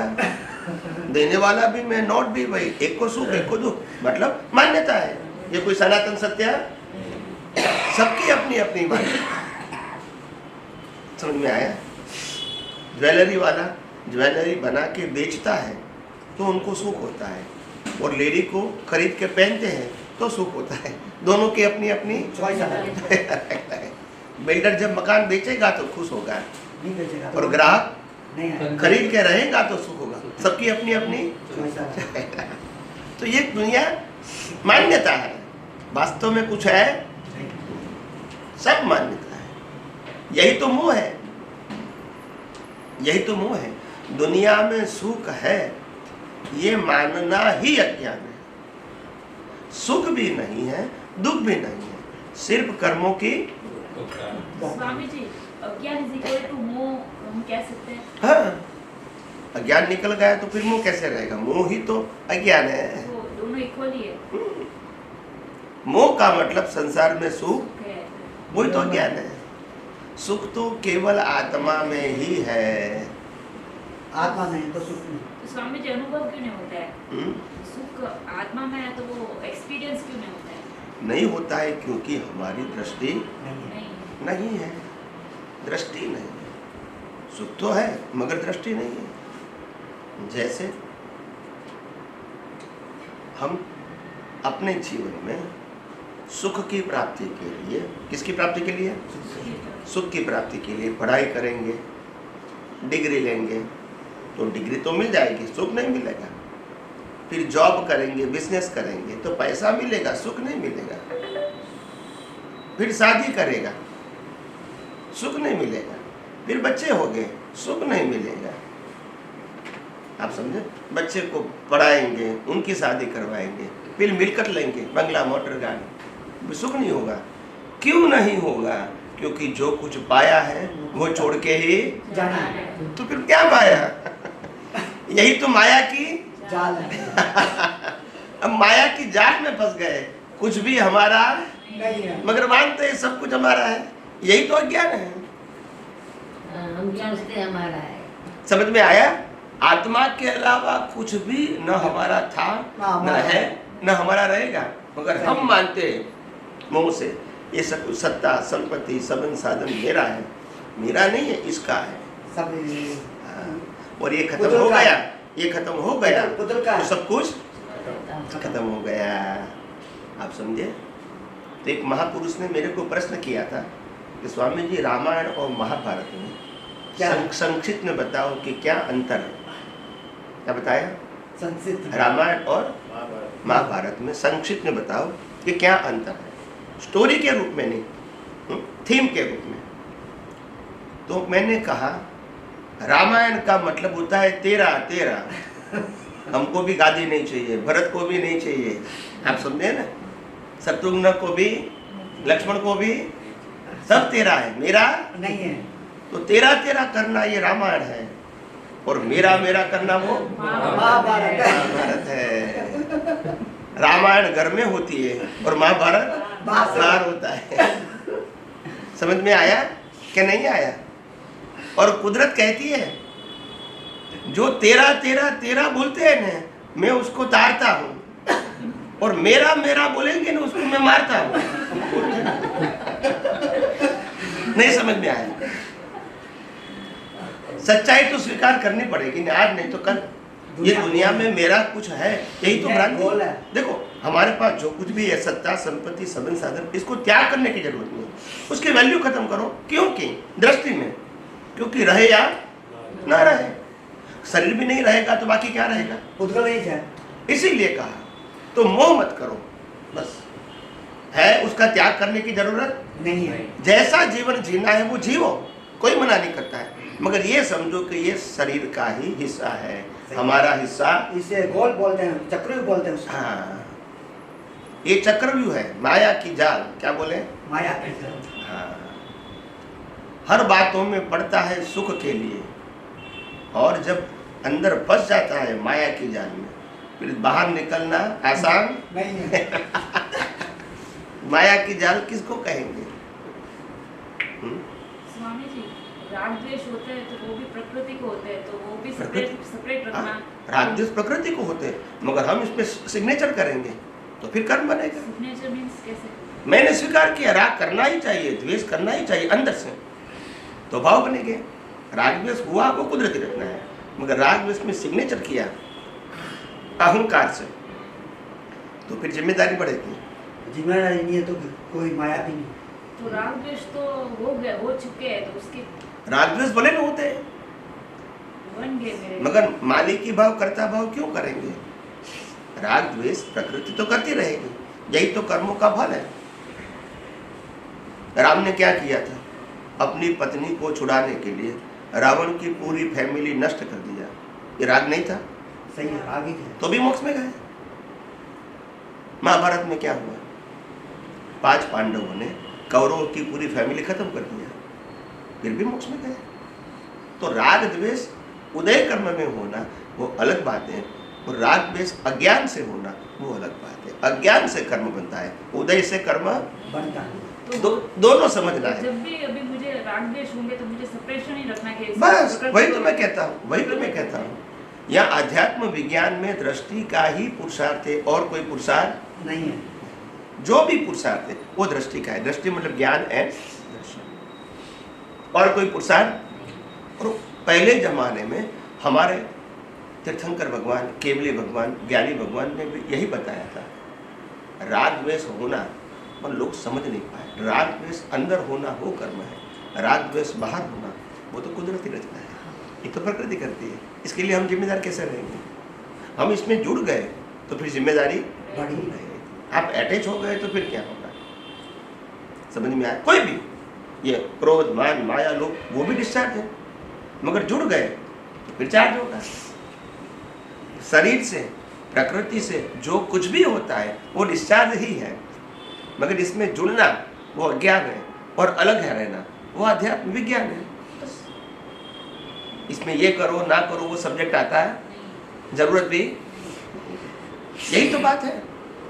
इतना सरल, सहज, सुगम विज्ञान महावीर के निर्वाण के बाद पहली बार खुला हुआ। महापुरुष तो बहुत हो गए, क्या बताया? महापुरुष तो बहुत हो गए, मगर सबने अपना फॉर्मेट ही दिया। क्या दिया?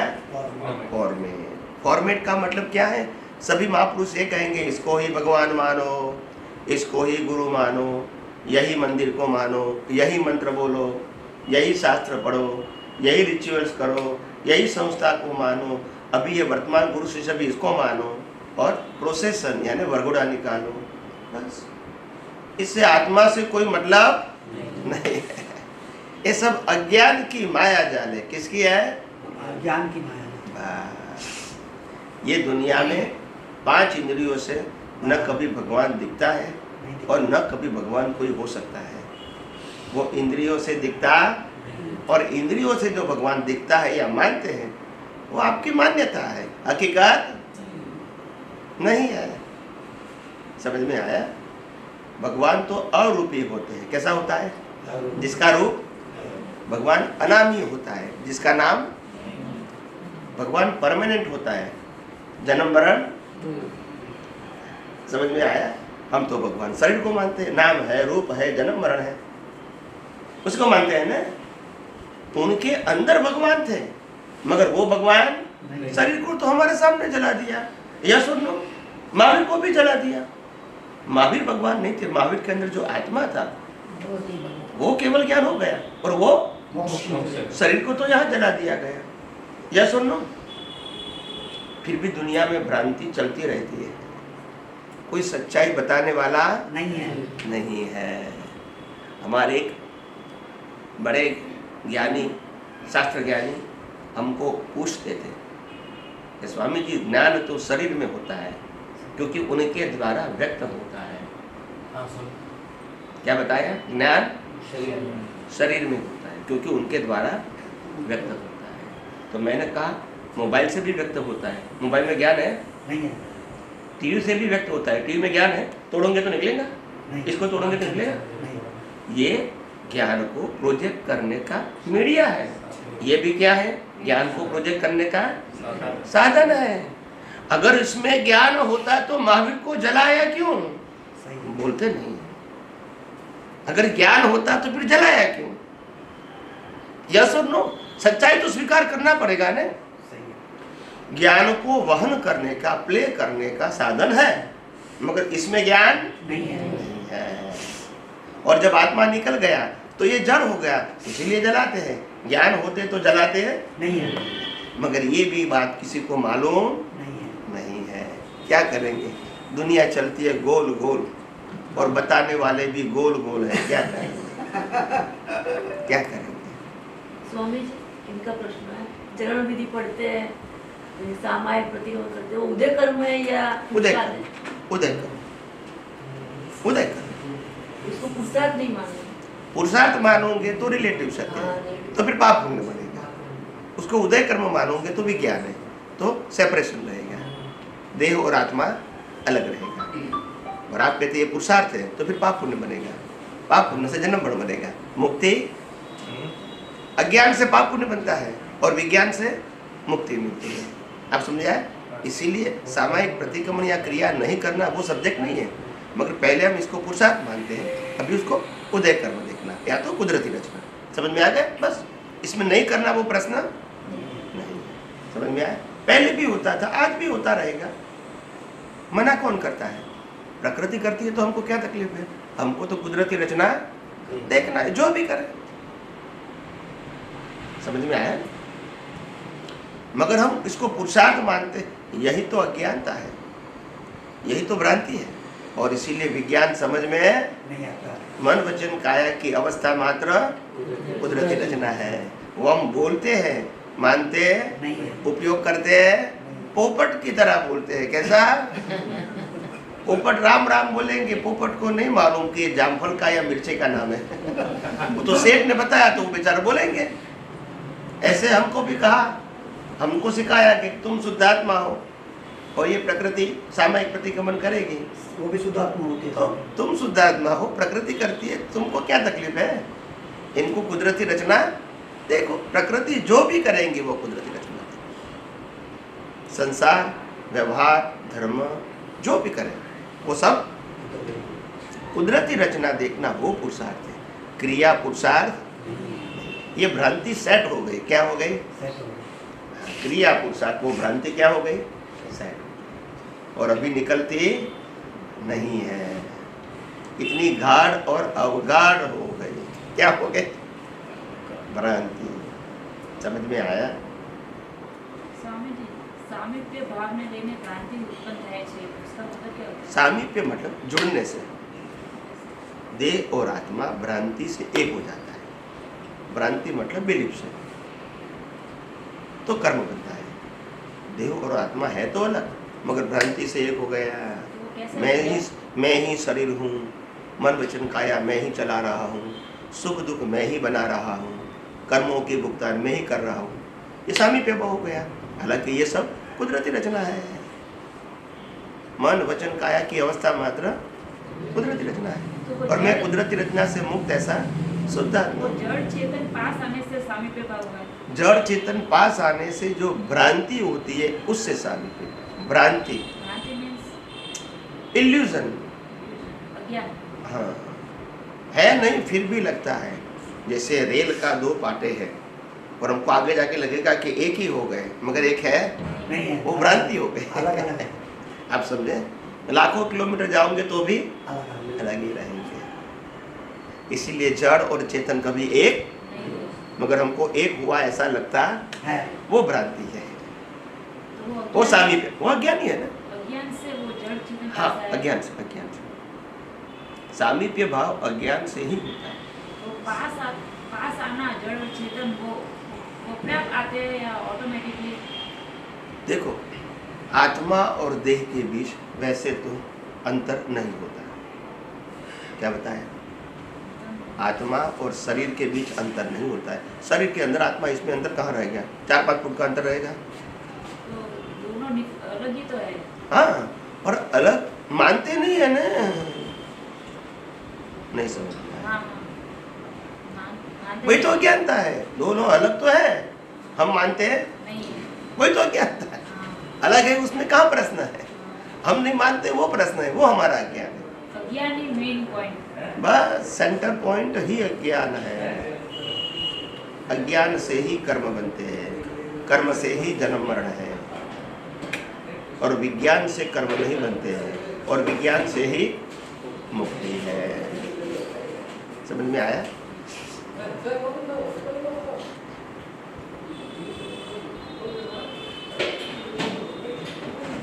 पूछो, पूछना है, हैं?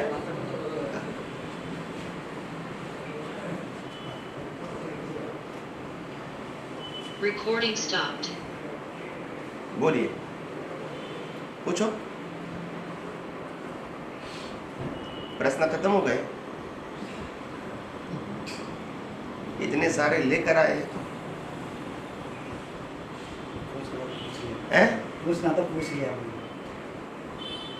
अभी भी है तो पूछ लो, ये मौका है। क्या है? मौका है, ऐसा मौका बार बार नहीं आया।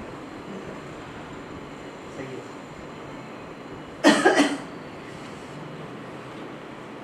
समझ में आया?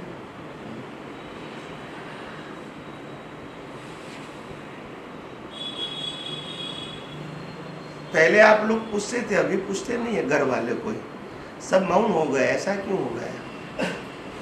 सबको सब बात समझ में आ गई? बोलते नहीं है। सबको सब बात समझ में आ गई तो पूछते क्यों नहीं हो? पूछना चाहिए। जो नहीं समझ में आता है पूछना चाहिए। स्वामी जी, जड़ और चेतन पास में आए क्यों? हम्म? जड़ और चेतन पास में क्यों आए? क्योंकि जहाँ तक अज्ञान है वहाँ तक कर्म है, और Recording in progress. कर्म के फल की भुगतान के लिए बिना चेतन कर्म फल होता है? जड़ को कर्म फल होता है? नहीं। तो चेतन को चाहिए, बिना चेतन भुगतान कैसे होगी? तो वो निगोद से ही शरीर आ जाता है। हर अवतार में नया नया मिलता है ना। हर अवतार में नया नया शरीर। समझ में आया? हर अवतार में मिलता है। ये कोई पहली बार थोड़ी मिला है। ये भी खत्म हो जाएगा। हो जाएगा ना कि रहेगा?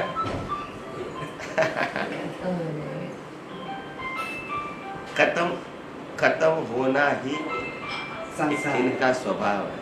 संसार खत्म होना ही इसका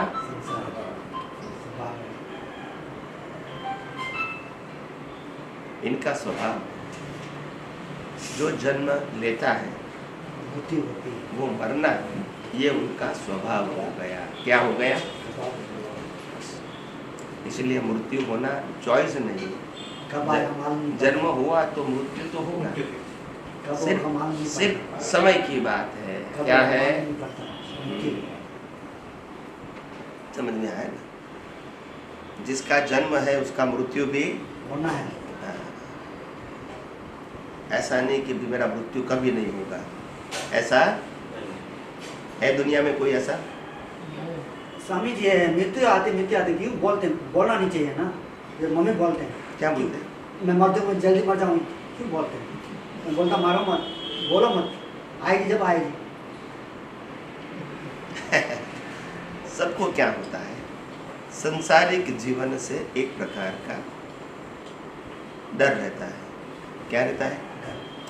और डर रहते हैं तो ऐसा सोचते हैं, जरूरी नहीं है वो आएगी जब आएगी। वो तो आएगी तो कंपलसरी है ना, ऐसा थोड़ी कि नहीं आएगी। मगर सोचते हैं ना कि आज आएगी, तो वो सोचना नहीं कब आएगी, आएगी ऑटोमेटिक आएगी। हाँ, सही बात है।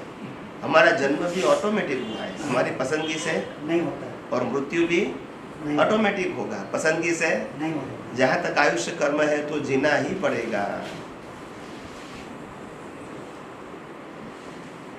हमारे समझ में आया? हमारे अहमदाबाद में एक व्यक्ति था, वो 3 बार काकरिया में पड़े और 3 बार उसको बचा के घर पे भेज दिया। 3 बार फ्री टाइम। तो पत्रकार लोग उनके घर पे पहुंच गए। कैसा कैसे होता है? 3 बार मरना चाह, 3 बार उसको बचा के घर पे भेजते हैं। सब पत्रकार उनके घर पे गए, तुम्हारा जीवन का रहस्य क्या है? तो बोला रहस्य जैसा कुछ नहीं है, ये घर वाले जीने नहीं देते और ये मरने नहीं देते, जाए तो जाए कहाँ? इसमें कोई रहस्य जैसा दुनिया ऐसे चलती है, क्या करेंगे? तो बोला मत बोला, बोलने से भी आयु बढ़ना, बोलने से भी आयु बढ़ा था, बोलने से भी आयु बढ़ा था। मृत्यु जो अपने आप आने वाले हैं, उसके सोचने की क्या जरूरत है? सोच के थोड़ी आएगी, अपने कर्मों के हिसाब से आएगी। जब आयुष्य कर्म की साइकिल खत्म हो जाएगी तो आ जाएगी। वो तो मैं ये धैर्य से जिए इसलिए इसको बताती हूँ कि तो अपने आप अपने ऊपर धैर्य से जी। आज मैं हूँ, कल नहीं रहूँगी, तो ये नहीं कि मम्मी क्या करेगी, मम्मी और दम्मी। तो अपने आप अपने ऊपर डिपेंड है।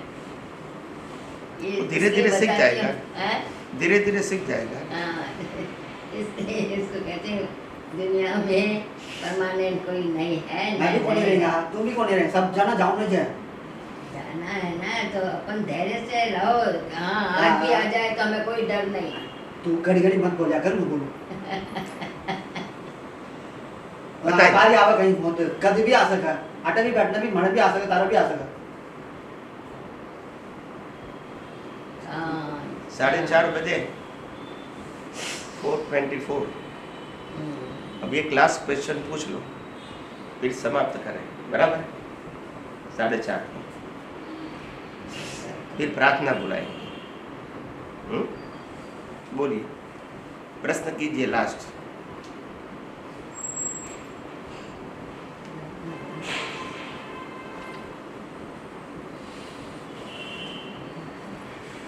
बोलिए, सब शांत हो गए।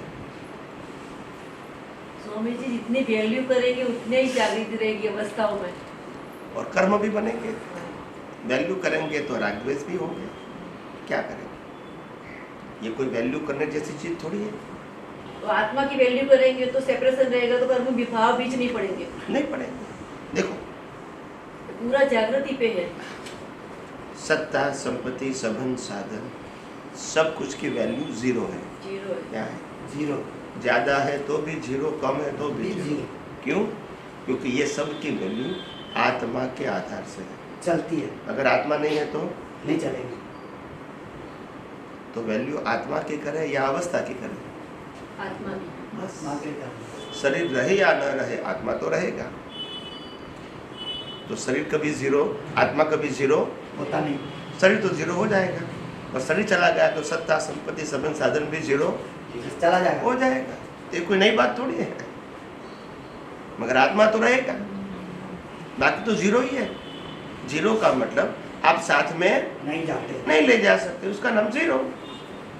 हम कोई दुकान में गए परचेस करने के लिए और कोई चीज़ हमने खरीदा, 500 रुपया दिया, बिल भी दिया, मगर माल नहीं दिया तो चलेगा? नहीं चलेगा। तो कुदरत यहाँ क्या करती है? कुछ देती है नहीं। आप खाओ पियो मौज करो, कुछ ले जाने का तो सच्चाई तो समझनी पड़ेगी ना। यहाँ से कोई भी व्यक्ति कुछ ले जा सकती नहीं है, जीरो सब। और यही समझना है, यही समझना है। इसमें त्याग करने की बात तो मैंने कही नहीं। समझना है कि कीमत आत्मा की ही है, अवस्था की नहीं है, बस। और अवस्था आके खत्म हो जाएगी।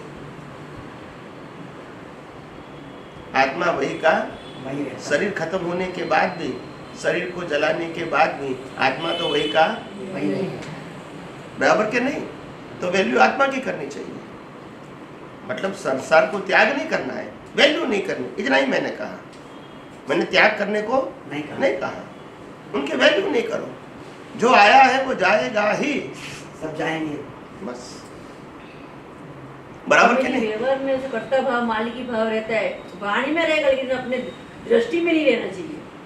दृष्टि की बात है ना, ये ज्ञान दृष्टि की वाणी में बात। रहेगा कर्ता भाव मालिकी भाव बोलने में, वो तो रहेगा, लेकिन दृष्टि में नहीं रहना चाहिए उनको। वही तो पुरुषार्थ है, वही पुरुषार्थ है। दृष्टि पुरुषार्थ है, मन वचन काया पुरुषार्थ नहीं है।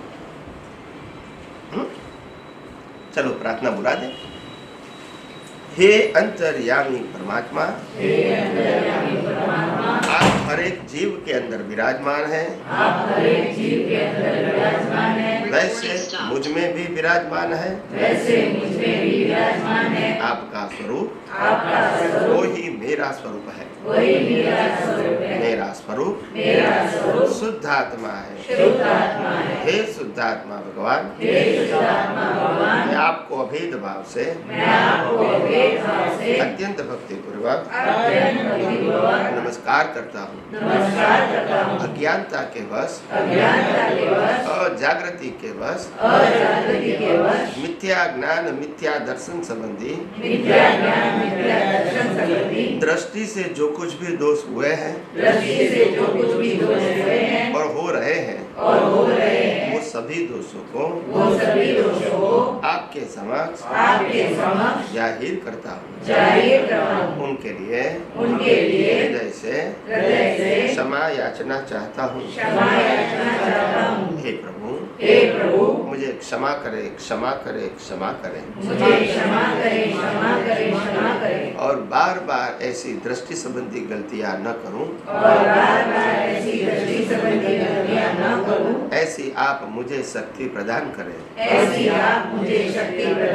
हे शुद्धात्मा भगवान, आप ऐसी कृपा करें कि हम में से भेदभाव निकल जाए और अभेद स्वरूप प्राप्त हो। आप और हम अभेद भाव से तन्मयाकार रहे। जय सच्चिदानंद, जय सच्चिदानंद, जय सच्चिदानंद।